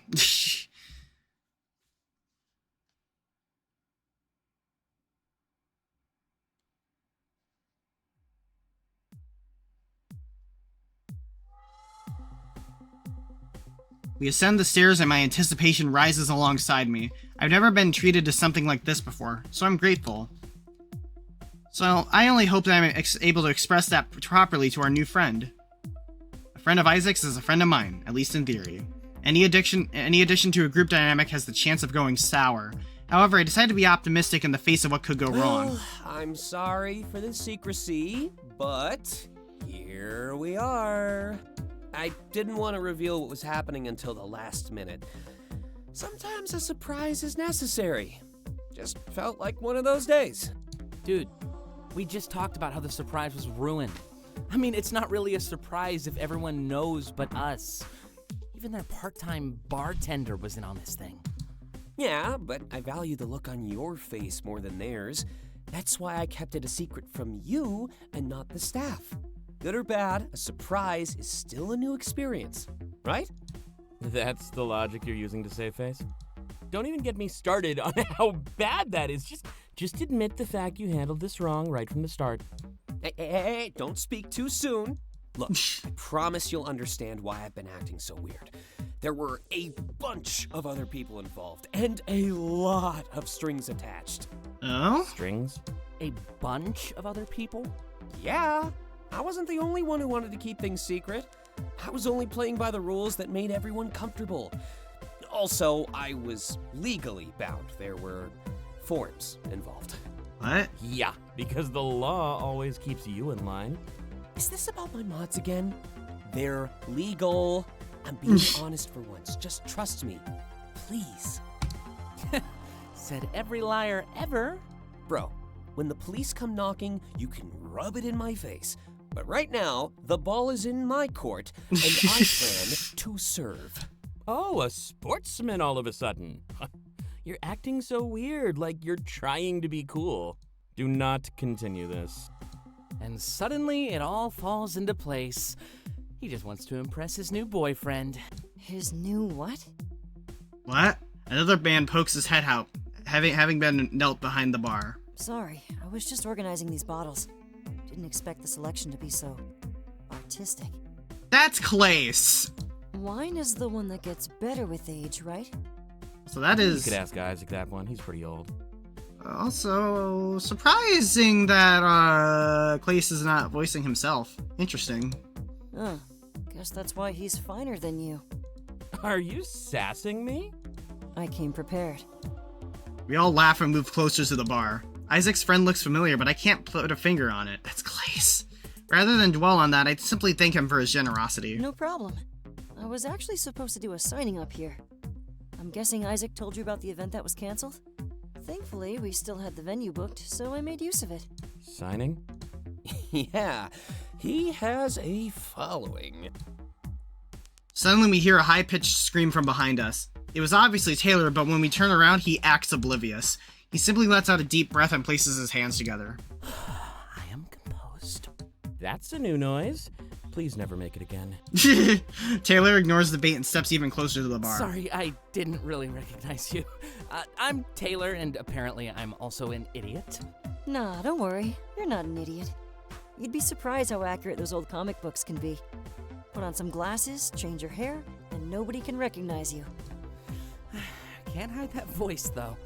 We were just listening to you before we walked over here. I guess the whole surprise thing makes a lot more sense now. Wait. I know you. Dante's open wide and he approaches a sudden realization. And I know you too. Can you sign some stuff for me? Well, I have some spare copies of my books back at home. Bold of you to assume I didn't bring my own. I've been a fan since day one. Even have a first edition copy of Forlorn. And Taylor, I love your streams. Great company for those long trips. I'm able to piece together the evidence. That's Clace. We were just listening to his music a few hours ago while we pre-gamed. I knew enough that he was a person of note in the music industry. Whoa, didn't know we had any idols lurking in chat. Oh yeah, totally. I tell a lot of people about your channel too. You should let me join you as a guest while I'm in town. Sure. How long are you in for? A couple months, probably. Unless something comes up. I'll be easy to find though. Isaac is gonna add me to the group chat. Sounds good to me. So, what are the plans for tonight? That was certainly interesting. They've arranged a collab. I've seen crossovers like that, and they always end up in the news. A streamer and an idol playing games together? Everyone loved to see it. I'm not really familiar with the content any of these people make, though. Dante's novels, Taylor's streams, and Clace's music? Never experienced them. But I knew that was going to change it. At this rate, it'd be changing fast. Figured we'd each grab a bottle and just hang out. Trust me, the couches up here are super comfortable.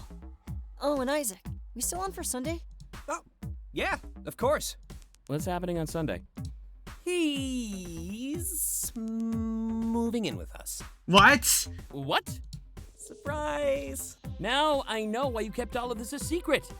Can't have any objections if nobody knows anything. It's not like that. Okay, maybe it's kind of like that, but you should see the look on your face. Worth it? Totally. So, what do you want to drink? I think I'll grab a bottle of fancy wine. Same. We've already had everything else. And it looks like those bottles are pretty expensive. Let's not drink too much, though. Don't want to run his tab through the roof. I love Dante. Hello, Crimson. Welcome on in. Yeah, I like Dante too. Like, I love all the characters. I think Taylor's my favorite, though. I'm so dead curious if Dante is ace like me, because he's colored like the ace flag. Oh, feel free. It's all bought out, so don't let it go to waste. You can even grab a few to take home if you want. Taylor steps forward and places his hands on Clace's shoulders. You are my best friend. Clace chuckles and grabs the bottle of wine he was holding earlier. Let's take a seat and see if we can make that mutual, alright? Oh my god.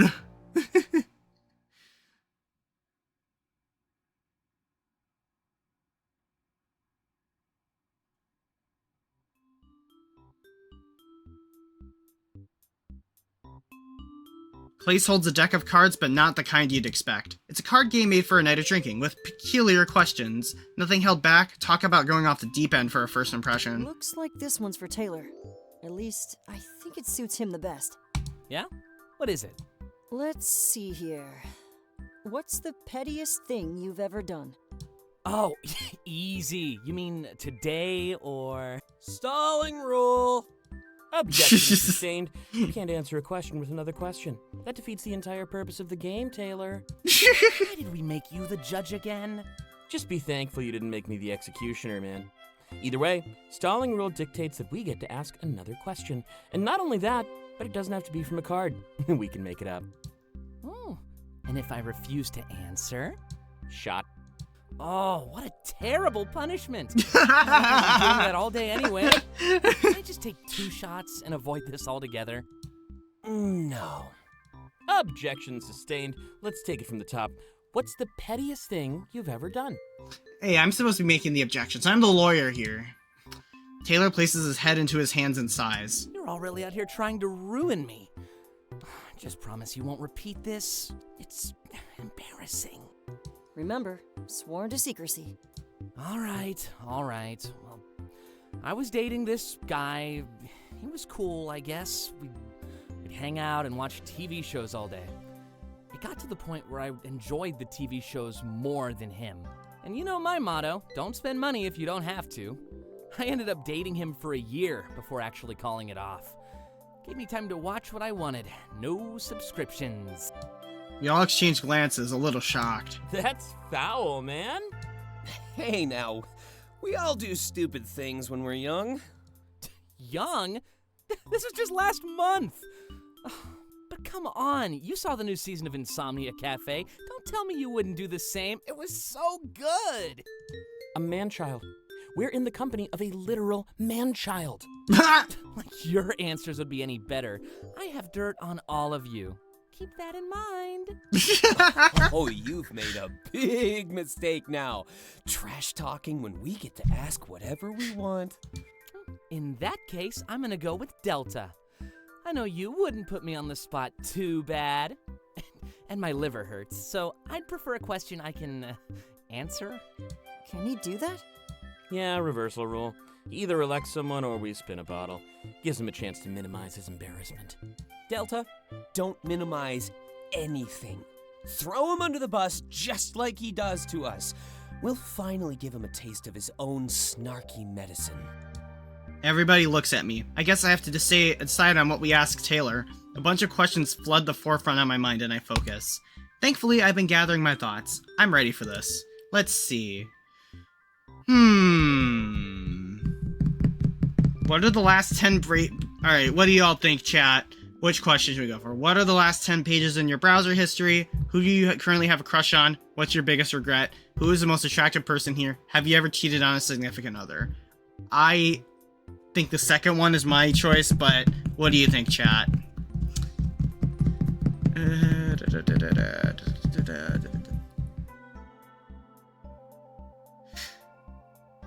This is gonna be the second one is gonna be tough because Taylor hits on everyone. Taylor hits on everyone.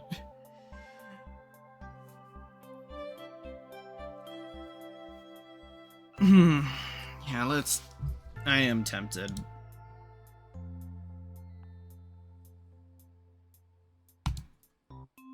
I think we're gonna go with the second option. Who do you currently have a crush on? Honestly? All of you. I'm surprised you haven't picked up on that yet. You're supposed to only answer with one person, Taylor. Every time you try, we reject you. I'm surprised you haven't picked up on that yet. Ouch. I think I'll take this shot regardless now. My pride needs some patching up after that one. I'll allow it. Taylor drowns one of the shots that rests in front of him. They were lined up like ammo, ready to be used as needed. This broke the rules a little, but at the end of the day, it was all about fun. Don't worry. One of these days I'll win you guys over. Then we can all date like one big happy family.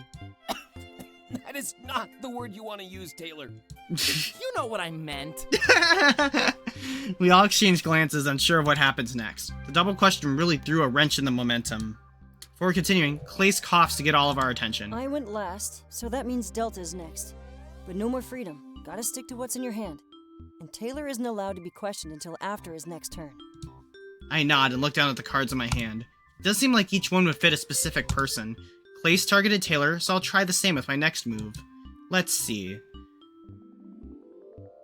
Clace, what fact about yourself do you hide from others? Dante, describe the most attractive part of everyone present. That's definitely an ace question. You know what? Let's get Dante some more love, I think. If your life was a sitcom, who would get the most laughs? I'm so tempted.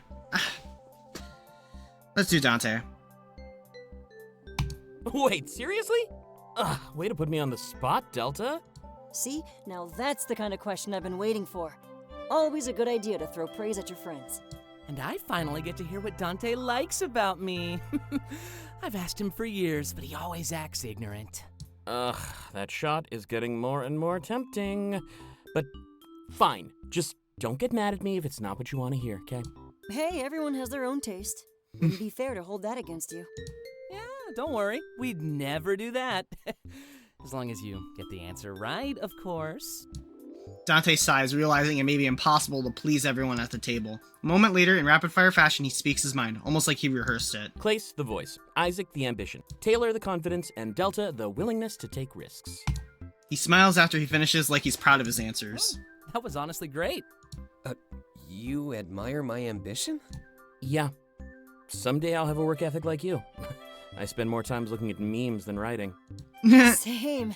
That's one of my favorite things to do. I'll say I'm gonna sleep, but I'll just stay on my phone all night. A connoisseur, I see. Only the best. And if you're nice, maybe I'll share. He smirks before continuing the game. Looks like Taylor is next. That means your immunity is worn off, too. Oh, sweet. It's time to get my revenge. Bring it on, dude. I'm sure I'll never recover. Taylor inspects his cards and then whines it audibly. Not fair. All of these are so wholesome. Can I just swap cards with somebody else? No. It won't kill you to be wholesome for once. It really might. Hey, make your move before I call the stalling rule. Fine. Let's see here. Tell us about an embarrassing fact or experience. At least this one has potential to be juicy. That one seems like revenge to me, man. Clace, no need to answer if you don't want to. Oh, it's fine. I just don't know my answer yet. I'm no stranger to scandals, so this casts a pretty wide net. Go ahead. Take your time. But not too much. Remember, the rules apply to you too. Are you sure you don't want help with this one? I know you had some pictures and videos leaked. Taylor! Oh, yeah, but I killed it in those. Not embarrassing at all. You want me to start a timer? Oh, no need. Just let me figure out how to word it. He strikes a thinking pose before starting to speak. Well, I guess this one is just an embarrassing fact about myself. But I'm pretty sure I owe my entire career to a fluke. Wait, really? Yeah. Well, it goes a bit deeper than that. I had my first vision when I was about to turn 13. You know, just like we all did. No real difference. I decide not to say anything. The odds of meeting someone without a vision are so low, I can't blame him. There's no real reason to assume that someone at the table of 5 didn't experience Komorebi. But in my vision, I'm older, with a lot more experience. I had a lot of albums out and a lot of songs to pick from. No way. Yeah, totally. I got started by stealing songs from my future self. I mean, I guess it's not really stealing since I still wrote them. But I entered the school's talent show that year with an arsenal. I got scouted right away, and I've been working ever since. Oh, they made you do all that since you were 13? Well, they adjusted my courses to incorporate singing and dancing. I wasn't doing more work. The work was just tailored a bit better. Interesting. I figured you went off to an idol academy or something. I did, but that came a little later. And you're all milking 10 questions out of 1 here. Maybe you should be sticking to the rules you were enforcing. Fair enough. It's just an interesting story. But a bit embarrassing, so I just keep it to myself. If I told everybody, then the bad press would start flowing. I'd hate to feel like I have to defend myself all the time. Oh, didn't think of it like that. He stops to think, like he's choosing his next words carefully. If standing up for yourself was bad press, my reputation would be ruined. Don't let people walk all over you. Others will see the prints and follow suit. Dante leans forward, a little shocked. Taylor gave good advice? This really is a special day. We all laugh as the game continues. I had my doubts first, but Dante was actually right. This night is proving just as special as it will be memorable. Alright, what's next?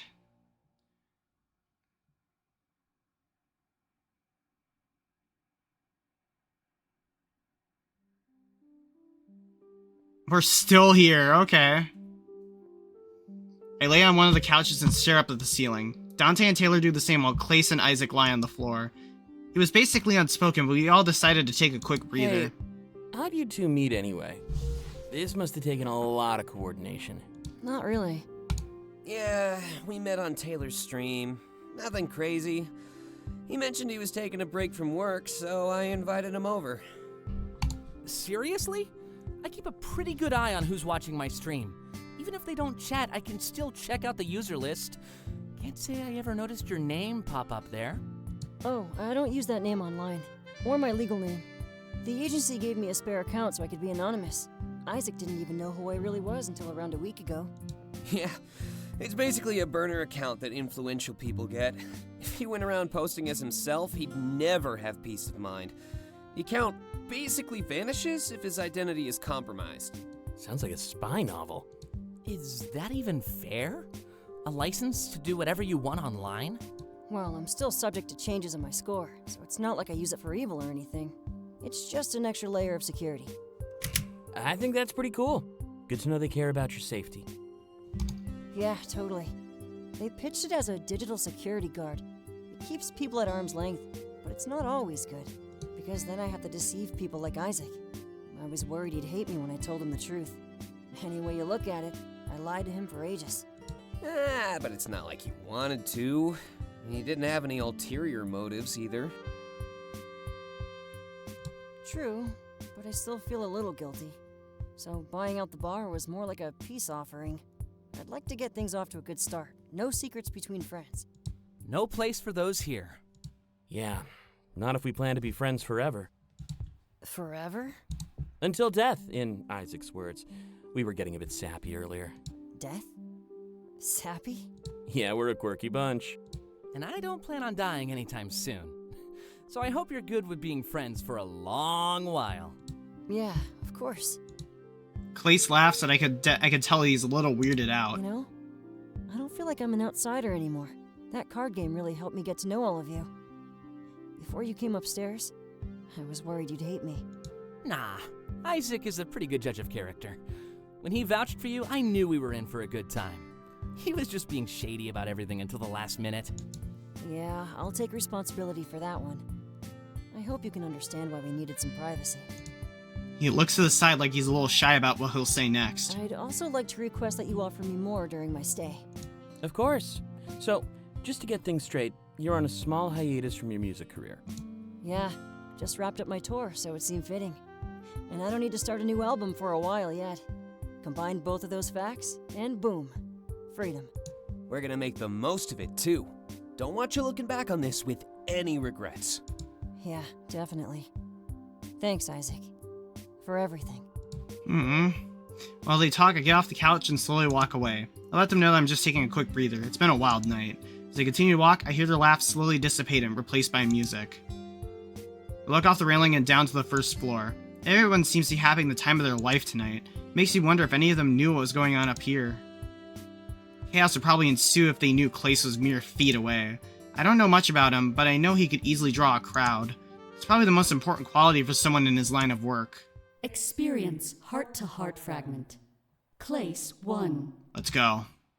I stand in front of the railing watching the activity on the dance floor. Hasn't been too long since I arrived, but I'm starting to feel a sense of home. There's just something about this place and these people that I feel at ease. I'm even able to establish a rapport with people I've never met. It seems like the weight of that hindered me back at home was completely eliminated. This could be a honeymoon period, of course, but I'm going to enjoy every second.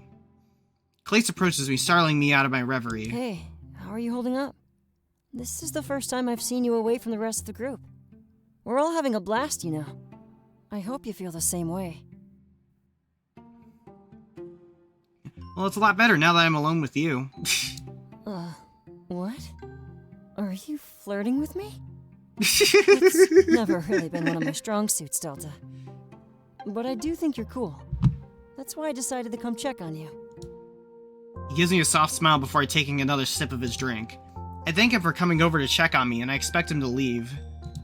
Much to my surprise, however, he stays beside me, enjoying my company. We watch the dance floor together, and I'm a little flattered. Some of his status choosing to spend time with me? As that thought consumes my mind, I can't help but ask him. Status? And what status do you mean exactly? People say that all the time, but they have no idea what this industry is like. I can guarantee that you'd outrank me tenfold if we compared our scores. People like me, artists I mean, are known for having awful scores. Art has always been about challenging the status quo, at least to me. The system hates that, and every new song is a nosedive for my score. What? I tell him that I'm not talking about the system. I'm talking about his fame and fortune as a pop star. However, I'm a bit surprised that his score is low. Oh, jeez.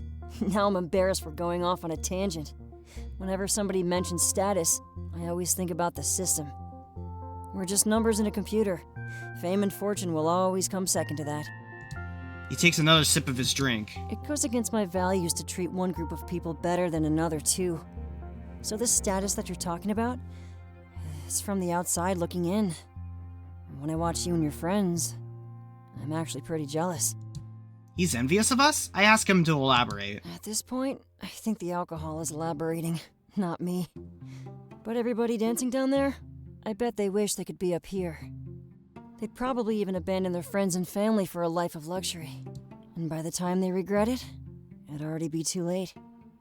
Once you get into a world like this, there's no getting out. You're just there, watching them, and wanting to go back. You know, I could tell that you and your friends were worried. It was clear. You didn't really know if you'd fit in with me or not, but honestly, I was terrified that I wouldn't fit in with you. He scoffs. I said I wanted to have a good time, and now I'm bringing you down. Let's make a deal, all right? Drop the whole status thing between us. That's not something I can ask of them, but I know I can ask it of you. Okay.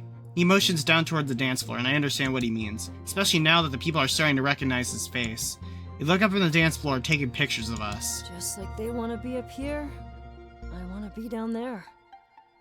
That velvet rope keeps me in just as much as it keeps them out. Aww. For my Place. safety, they always say. Like I can't take care of myself. But I hope that you and your friends can change that. I don't have to be up here alone anymore. I can be with all of you. Hold on. Let me get this over with. It's rude to keep an audience hanging. He leans over the railing a little bit, blowing a kiss to the crowd. With a smile and low pose to the photos, it seems like his work is done. They cheer, but it's peculiar, like his personality changed just for the crowd. Oh yeah, I know the feeling. The artists being, when you get to know an artist or a well-known creator, it's a totally different side. Like I've seen with a couple people that I know. Because they're, at the end of the day, they're just people. Well then, let's get away from all those prying eyes. If I'm not mistaken, you owe me a few facts about yourself. I nod and follow him back to the core area of the VIP deck. We sit down across from each other and he leans back, stretching. Dante, Taylor, and Isaac are still hanging out. Their distance provides us with privacy. He rests his empty glass on the table between us, then stares at me. I can tell he's trying to get a read on me, like he could tell just from sight. With a quick shrug, I rest back in my chair and wait for him to speak. There's something different about you. Maybe it's because we're both fish out of water here. Lost and clueless, but lost and clueless together, right? Another smile. I give him one in return. Bonding over a shared struggle makes sense to me. It's not easy moving to a place you know almost nothing about. So, why did you move exactly? I know your friends are here, and Isaac offered you a room, but yeah. Running away from something? Looking for something new? I tell him it's a mix of both, honestly. At home I felt held back and I needed a big change and more freedom.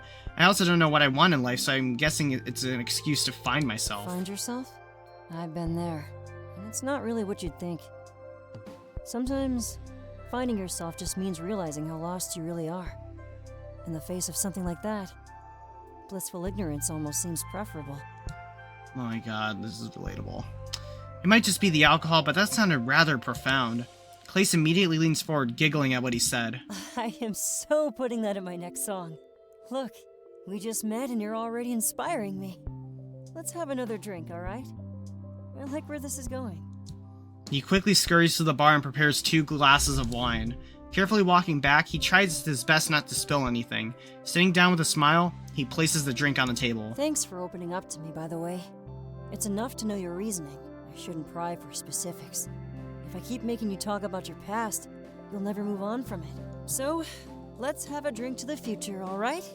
And not the Komorebi, but the future we make for ourselves. No need to base our lives on all of that metaphysical nonsense.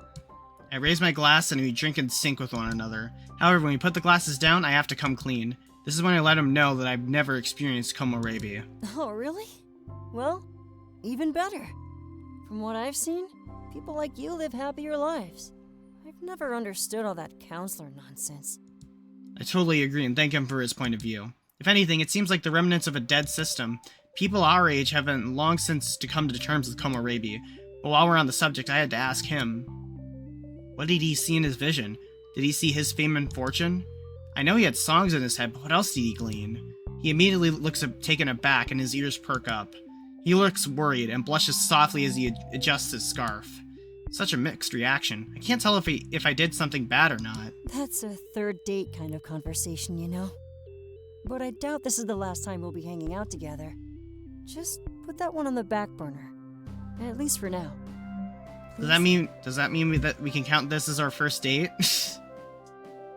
Smooth. But actually, I'm not really allowed to date. They say a single guy gets more attention from the fans. I know they're really after money, but I can't exactly fight the label. Wait, the industry controls his personal life? That doesn't sound good. I wish that were not true. I think sometimes it is the case, unfortunately. Although it does explain why his social skills are rough around the edges. If this is really his first group of friends, then I'm glad to be a part of it. Although, He smirks. I keep forgetting that I'm not bound by their rules during this hiatus. Like, I know I am, but it hasn't really registered in my head yet. They gave me this little break in order to seal a deal in the making. A deal? Yeah. After this break, I owe them 5 albums over 10 years. Oh dear! My last contract ran its course, so I actually had ground to negotiate. I'm giving them so much of my life. I guess I just wanted some of it back in return. That is, oh my god, no, oh no. My gosh, though, to be fair, Rebellion kinda did that. There's something about all this that seems so depressing. He's able to say it with a smile, however, it's like it's normal to him. But I know that during this break, I'll make bonds that last a lifetime. The next 10 years will be nothing if I have all of you by my side. I was worried, but now I have some much needed backup. In the music industry, artists need to be artists. Like, that's the whole point. Like, artists enjoy what they do, but, like, only the labels just care about the money. Ugh. We both smile at each other and he blushes once more. This is why I'm gonna be self-paced when I start producing. I couldn't put my finger on it, but that seemed like the perfect end to our talk. Both standing up at the same time was almost like that feeling was mutual. Seems as if we're both in sync. Like he said before, fish out of water. Holding out his glass, he simply repeats the earlier saying. Remember, lost and clueless. But lost and clueless together. As I say that, I tap my glass against his. With a quick smile, he returns to the rest of the group. Everyone seems to be getting along as I head back to the group. Clay slowly sips on his glass of wine, and everybody mingles with each other. That breather definitely helped. I can't party as hard as everyone else, it seems. Welcome back. Was starting to worry you'd ditch us. Not everybody can handle a night like this. Taylor? No hard feelings if that's the case, of course. Oh, there'd definitely be hard feelings. Isaac planned this night just for you. Remember? Pressure. That's not even true. He planned the night around Clace, too. Makes me feel a little inadequate. I never got a party like this when I joined the group. Yeah, I save it for the people who are worth it. Mean. Justified, actually. Clay finishes his glass of wine and places it down, emitting a loud noise. This gets all of our attention and the bickering quickly stops. What do you think we should do next? There's still a few hours before last call. Ah, good question. We all exchange glances, unsure of what to do. No one mentions anything, so Clay changes the subject. I may have blown my cover a little earlier, by the way. We should probably sneak out the back entrance when we leave. That's fine with me. I warned everybody that we might attract some attention. What should we do if everyone starts crowding you? I don't think it'll be an issue, but just stay by my side. I can keep you safe if anything escalates. Actually, I figured we'd be the ones protecting you. Yeah, right. The crowd would eat you alive. I'm used to this, so if it comes down to it, just follow my lead. It doesn't happen too often, though. Not with the new point penalties. The new what, though? Yeah, public scene, big uproar, obstructing paths. If they notice us, they'll probably just watch from a distance. Pestering Oh my a public God. figure can net you like 10 different penalties. Oh dear hardstyle gods. Really? And that's been set in stone. That's not just one of the glitches happening lately. The glitches, that's government propaganda. Convenient excuse, don't you think? Crack down harder and blame it on a glitch? Oh, is it tinfoil hat time? Trust me, I've heard every possible theory about Argus. The world was dealt a bad hand and they just wanted to help. That's all. You should hear what some of the people say to me at work. They have no problem trash-talking the company they're giving money to. Well, I mean, we're not just giving them money. We're giving them the freedom to control our lives. I know it's for the greater good, but it's still strict. You can still do whatever you want, though. You're not tied down. At the end of the day, you're still in control of your score. Yeah, but there's a lot of incentive to be an obedient drone. A bad score can literally destroy your life and your social status. Well, not always. What do you mean? My score is pretty awful, especially with all the partying I do on tour. That is so not fair. Tank your score and they still let you buy out a bar? If any normal person tried that, they'd just be laughed away. So the scores aren't as absolute as we think.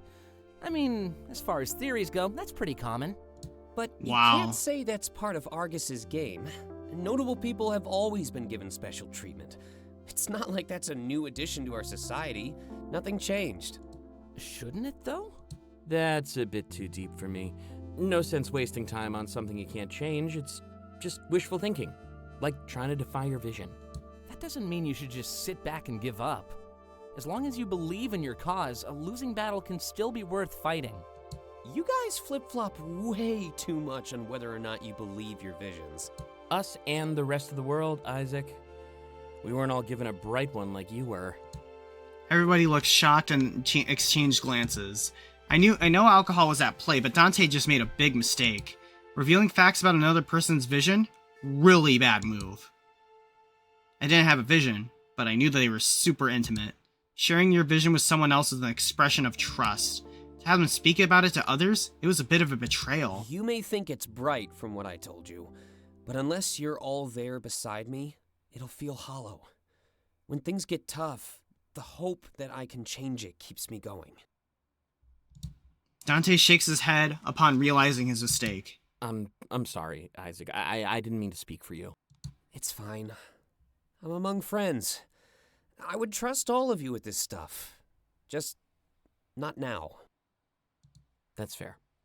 Anyway, let's go back to Taylor. You've heard every theory? What are some of the worst? Aliens? Excuse me, people actually believe that? Totally, I see it everywhere. Whenever something weird happens, people on the internet will say aliens.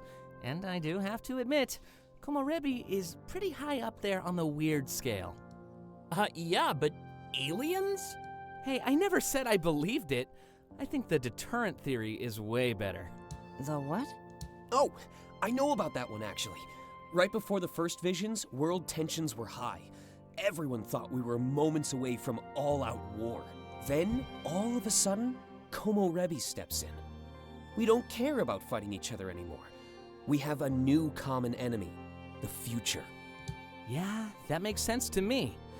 It's not something you can take, like a nation, and it's not something you can force, like an ideal. It brought about peace.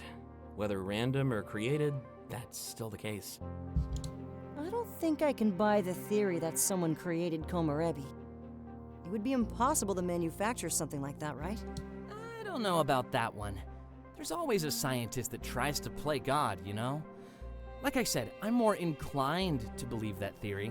Doesn't mean I believe it. That's fair. I did hear about some crazy experiments in Switzerland. Yeah, they're always up to something over there. I know they were obsessed with contacting another universe for a while. Wow. Did that ever go anywhere? I don't think we were worthy of a response. Like Taylor joked about, this is probably just the darkest timeline. They take one look at what we have to put up with and run the other way. That's so depressing. I have a cure for that. Taylor holds up a bottle of booze, implying that it's time to drink more. Oh my god. Besides, it's a waste of time to focus on questions that have no answer. Like, why do scissors come in packages that require scissors to open? Like, I'm buying a pair. That obviously means that I don't have one to use. Oh my god. That's so Why don't true, you though. just use a kitchen knife to open it. Dante. We have like 10 knives in the kitchen drawer. You do know you don't need to use scissors, right? But there's a little picture of scissors next to the dotted line. Everyone stares at Taylor. Is it okay if I just start drinking again? I mean, we're here to have fun, not rip into Taylor. You know what? You're right. But I do appreciate talking about more real issues. Even if we'll never know the truth, it's still healthy to talk about. Hey, I'll drink to that one. It can't be all fun and games, even if we want it to be. Honestly, this is one of the best nights I've ever had. Heck You yeah. must not have much freedom when you're on tour. Nah. I'm always at arm's length for one person or another. But I told them I wanted to be left alone while I'm on this hiatus. At least it'll give me the chance to prove that I can care for myself. And even if you couldn't, we'd be there for you. How about we grab some bottles and head back to my place? Sounds good to me. Just remember what I said about taking the back door. Ooh, didn't know you guys had that kind of relationship. Oh my god, You Taylor. meant the nightclub, you absolute shit. Taylor smirks without saying another word. A moment later, we all scurry toward the bar. I grab a few bottles of whatever stands out to me. Like a kid in a candy store is a pretty apt expression, especially for Taylor, who seems overwhelmed by the possibilities. He keeps taking a bottle, putting it back, and then taking another one. We didn't leave him behind. We waited for him to choose before leaving. Free was certainly the best price of all.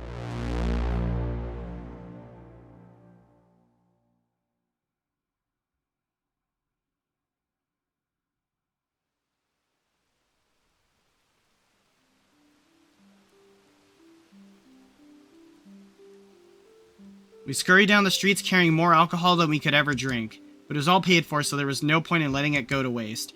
Actually, we'd be entirely stocked up for our New Year's Eve party. Damn, they're really watching us, huh? Kinda embarrassing. They're gonna think we're alcoholics. Well, if you're not, you sure fooled me. I look at the other side of the street. People watch from a distance. The flash of their cameras is annoying, but not too overwhelming. Clace is right. They won't approach us due to the system. How do you operate under this much pressure, Clace? There's so many eyes on me, I can't help but feel violated. You get used to it. The number one thing is remembering that they like you. They watch out of respect and admiration, not to judge. Typically, I'd assume you're right, but I imagine you don't walk down the street like this too often. I mean, we look like we just robbed a dozen liquor stores. We kinda did. I was just joking about buying it out. What? I tried to make a joke. Dude, don't do that.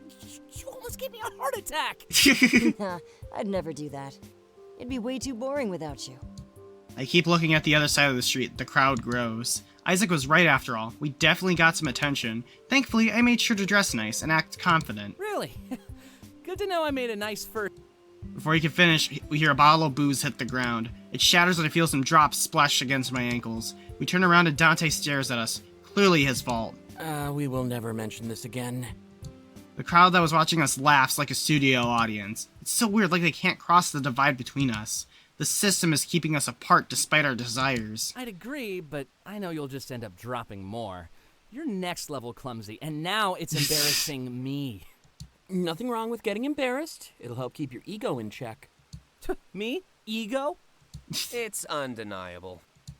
Dante struggles to rearrange the bottles in his hands. We stand by and wait for him, but we don't clean up the glass. One of the automated drones would be by to fix it in minutes, for sure. Hey, you need some help? Oh, it's you again. It's the Zero. We're all shocked to our attention and look at the other side of the road. Someone walks over, but it's not just anybody. We know this guy. Figured they weren't gonna jump in and lend a hand. Looks like they're scared of getting in trouble. Well, intimidated even. Intimidated? Why? No idea. I'm just a messenger. But I saw a friend in need and ran to help. Guess the system doesn't like good Samaritans.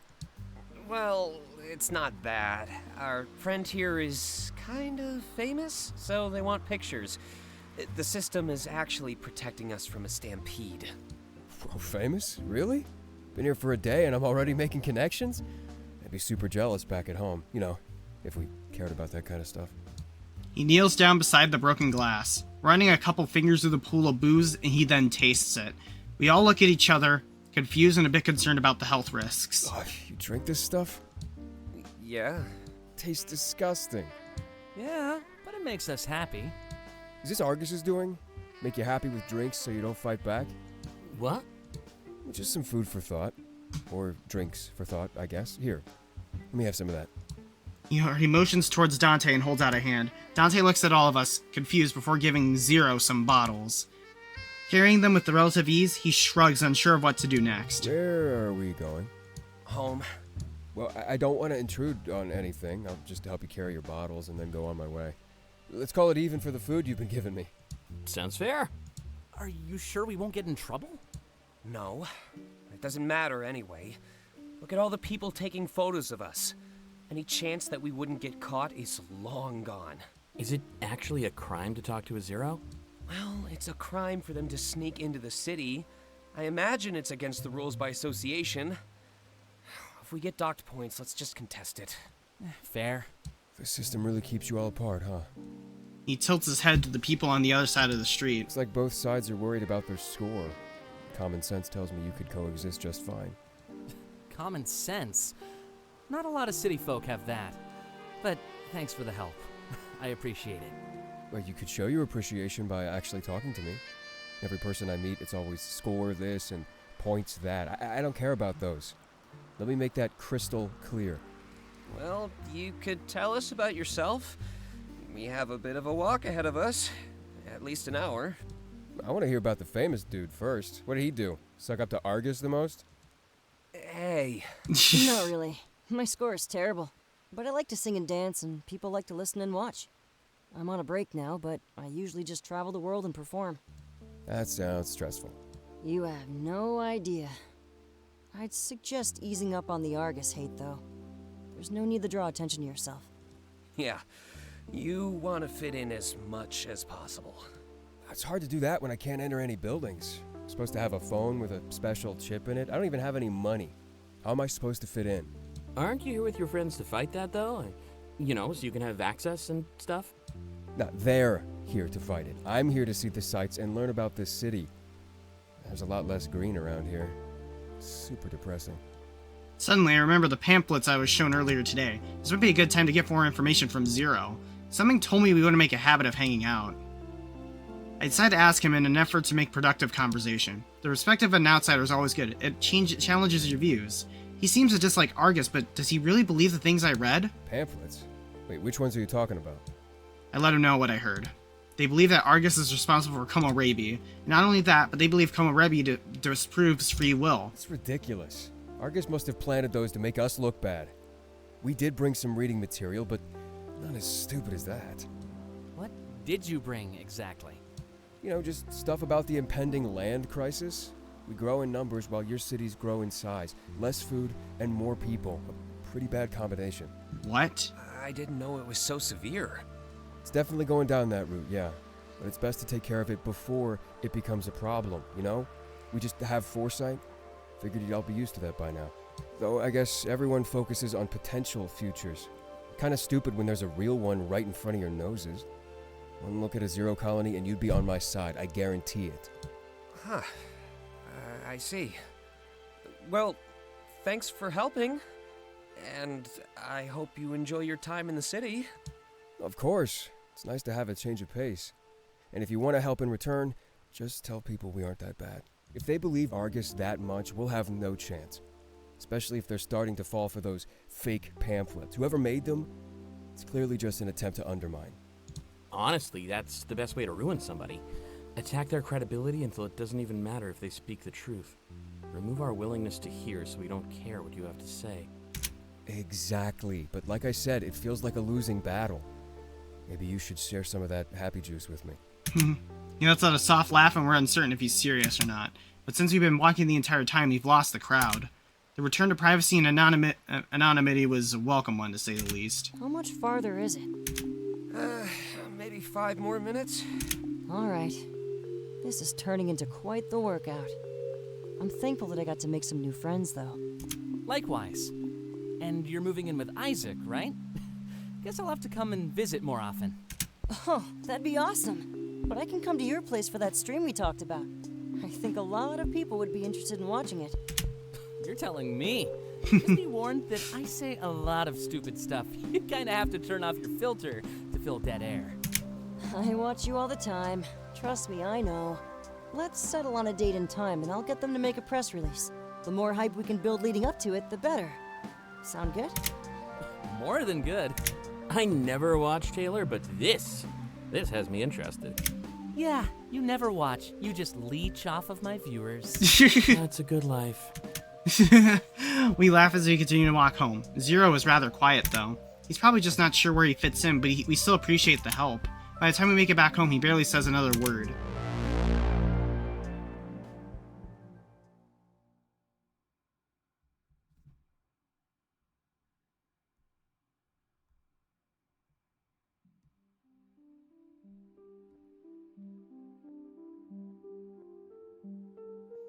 When we enter, Zero stays outside. He rests the booze he carried on the ground and we move it inside.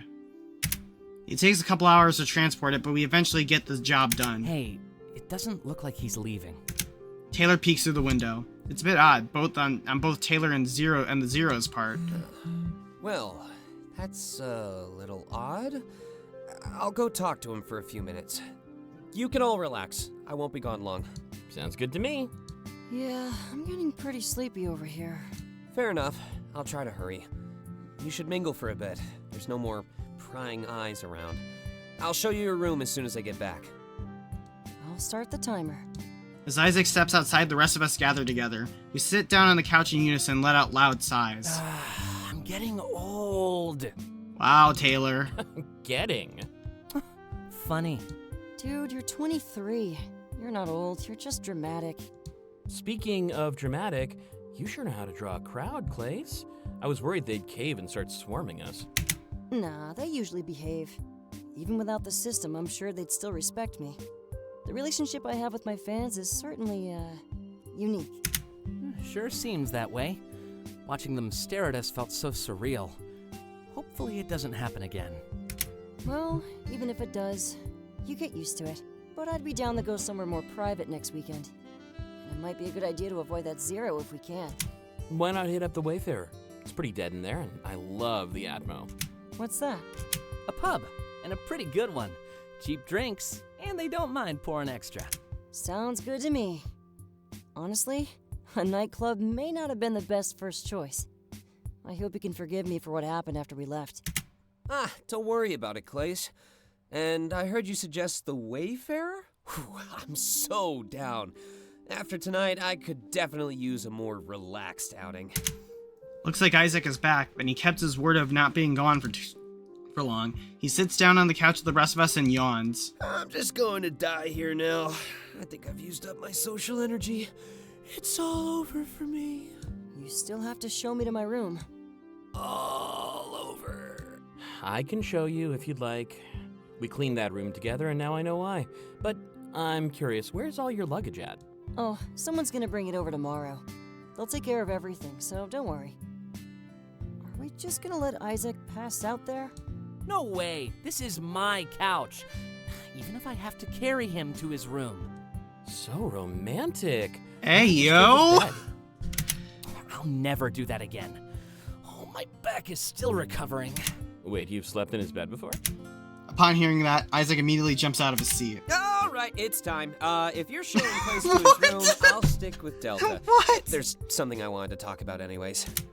Works for me. Then Taylor gets the couch. And just to set this in stone, we're going to the Wayfarer next weekend? Sounds good to me. Does Friday work for all of you? Yep, I'm wide open. Also, I'll make us all breakfast. I assume your kitchen is fully stocked? With all the essentials, yeah. But you don't have to do that. Of course I don't. I'm just choosing to. This all means a lot to me, so I want to help out. It was great to finally meet you too. Well, all of you. He looks at me and gives me a soft smile. I guess that's our cue. See you all in the morning? Sure thing. Taylor, if you need more blankets or anything... He glanced over at Taylor and he's fast asleep on the couch. I guess he wasn't exaggerating when he said how tired he was. As much as I wanted this night to last forever, it was time to sleep. Oh. Guess we have to keep it down now. He gets really angry if he loses his beauty sleep. Come on, Delta. Let's go somewhere more private. I nod and start to walk towards my room. I'm not sure what he wants to talk about, but it can't be anything bad. It's probably related to the night he planned, if I enjoyed it and stuff like that.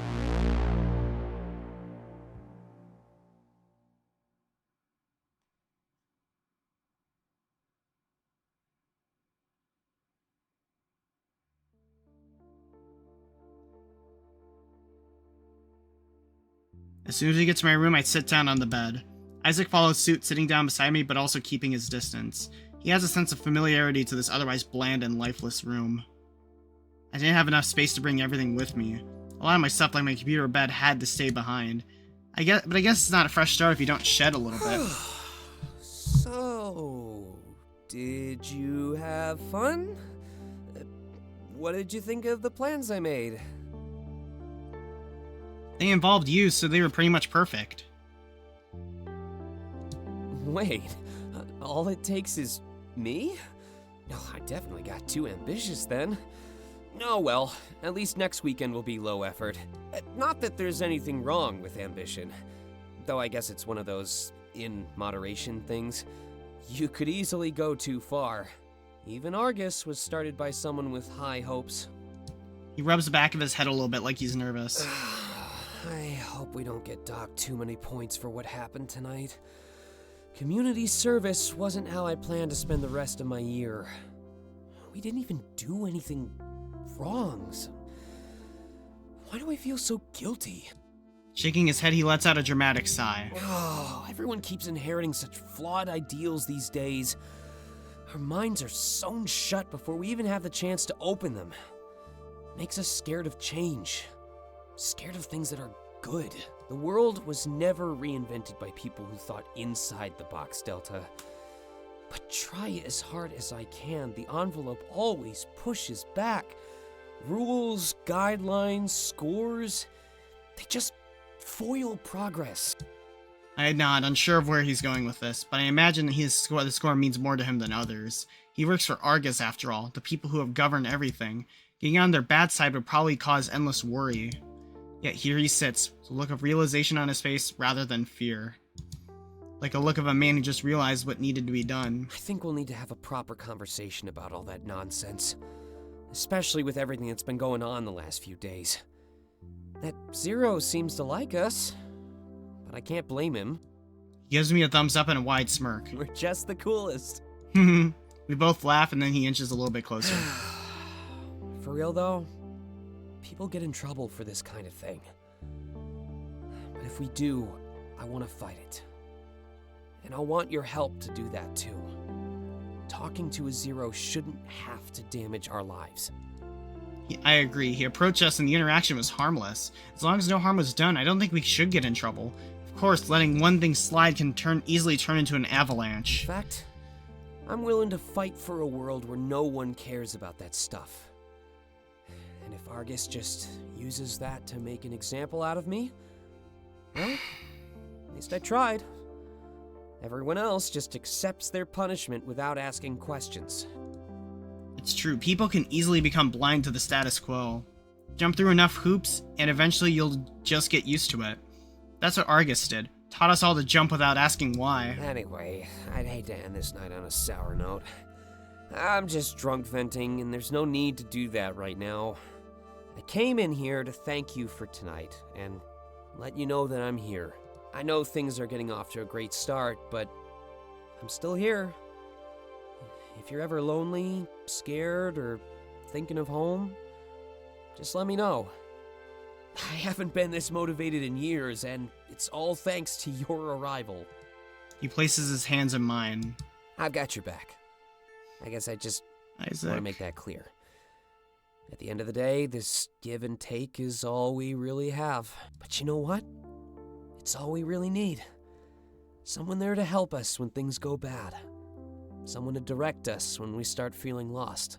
I'm trying to buy time now since I'm super nervous.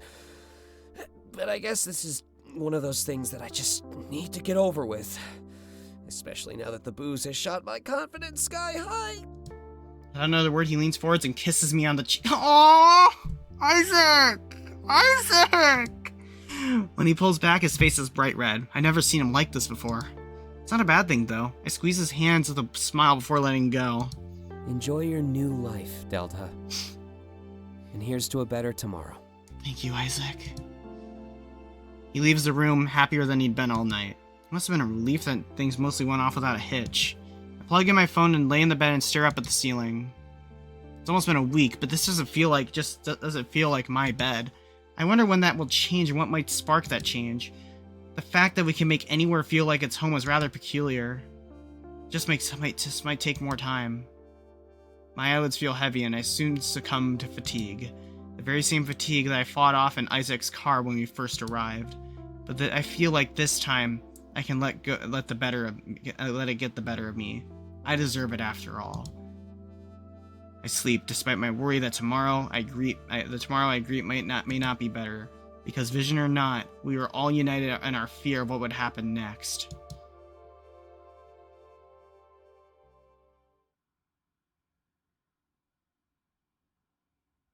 And then they were hung over.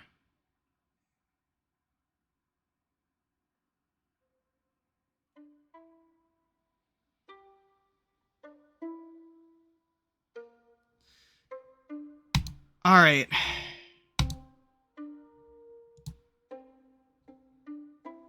Alright, I think that is going to be,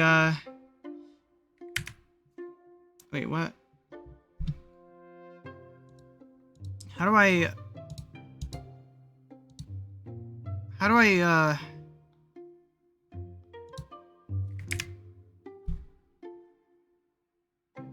alright.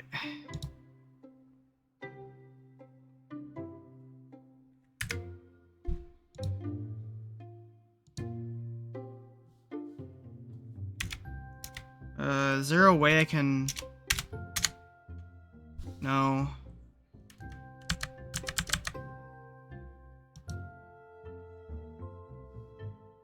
Hang on, this game has controller support, right? Hang on, let me try something. Alright, well... I'm gonna leave things... I mean, you know, I'll just figure out... I'm gonna wrap up here anyway. Anyways, I think this is where we're gonna leave things off for tonight. Thank you all so much for tuning in this week for more streams. I'm glad to be back. So yeah, next week we'll be back on Monday with some more games. I don't know what we're gonna play, but we got 2 new games. I'm probably gonna finish Spirit of the North and Lucky's Tale next week. I'm not sure just yet, but we will see. With that, let's find someone to raid. And I think... Who is live right now?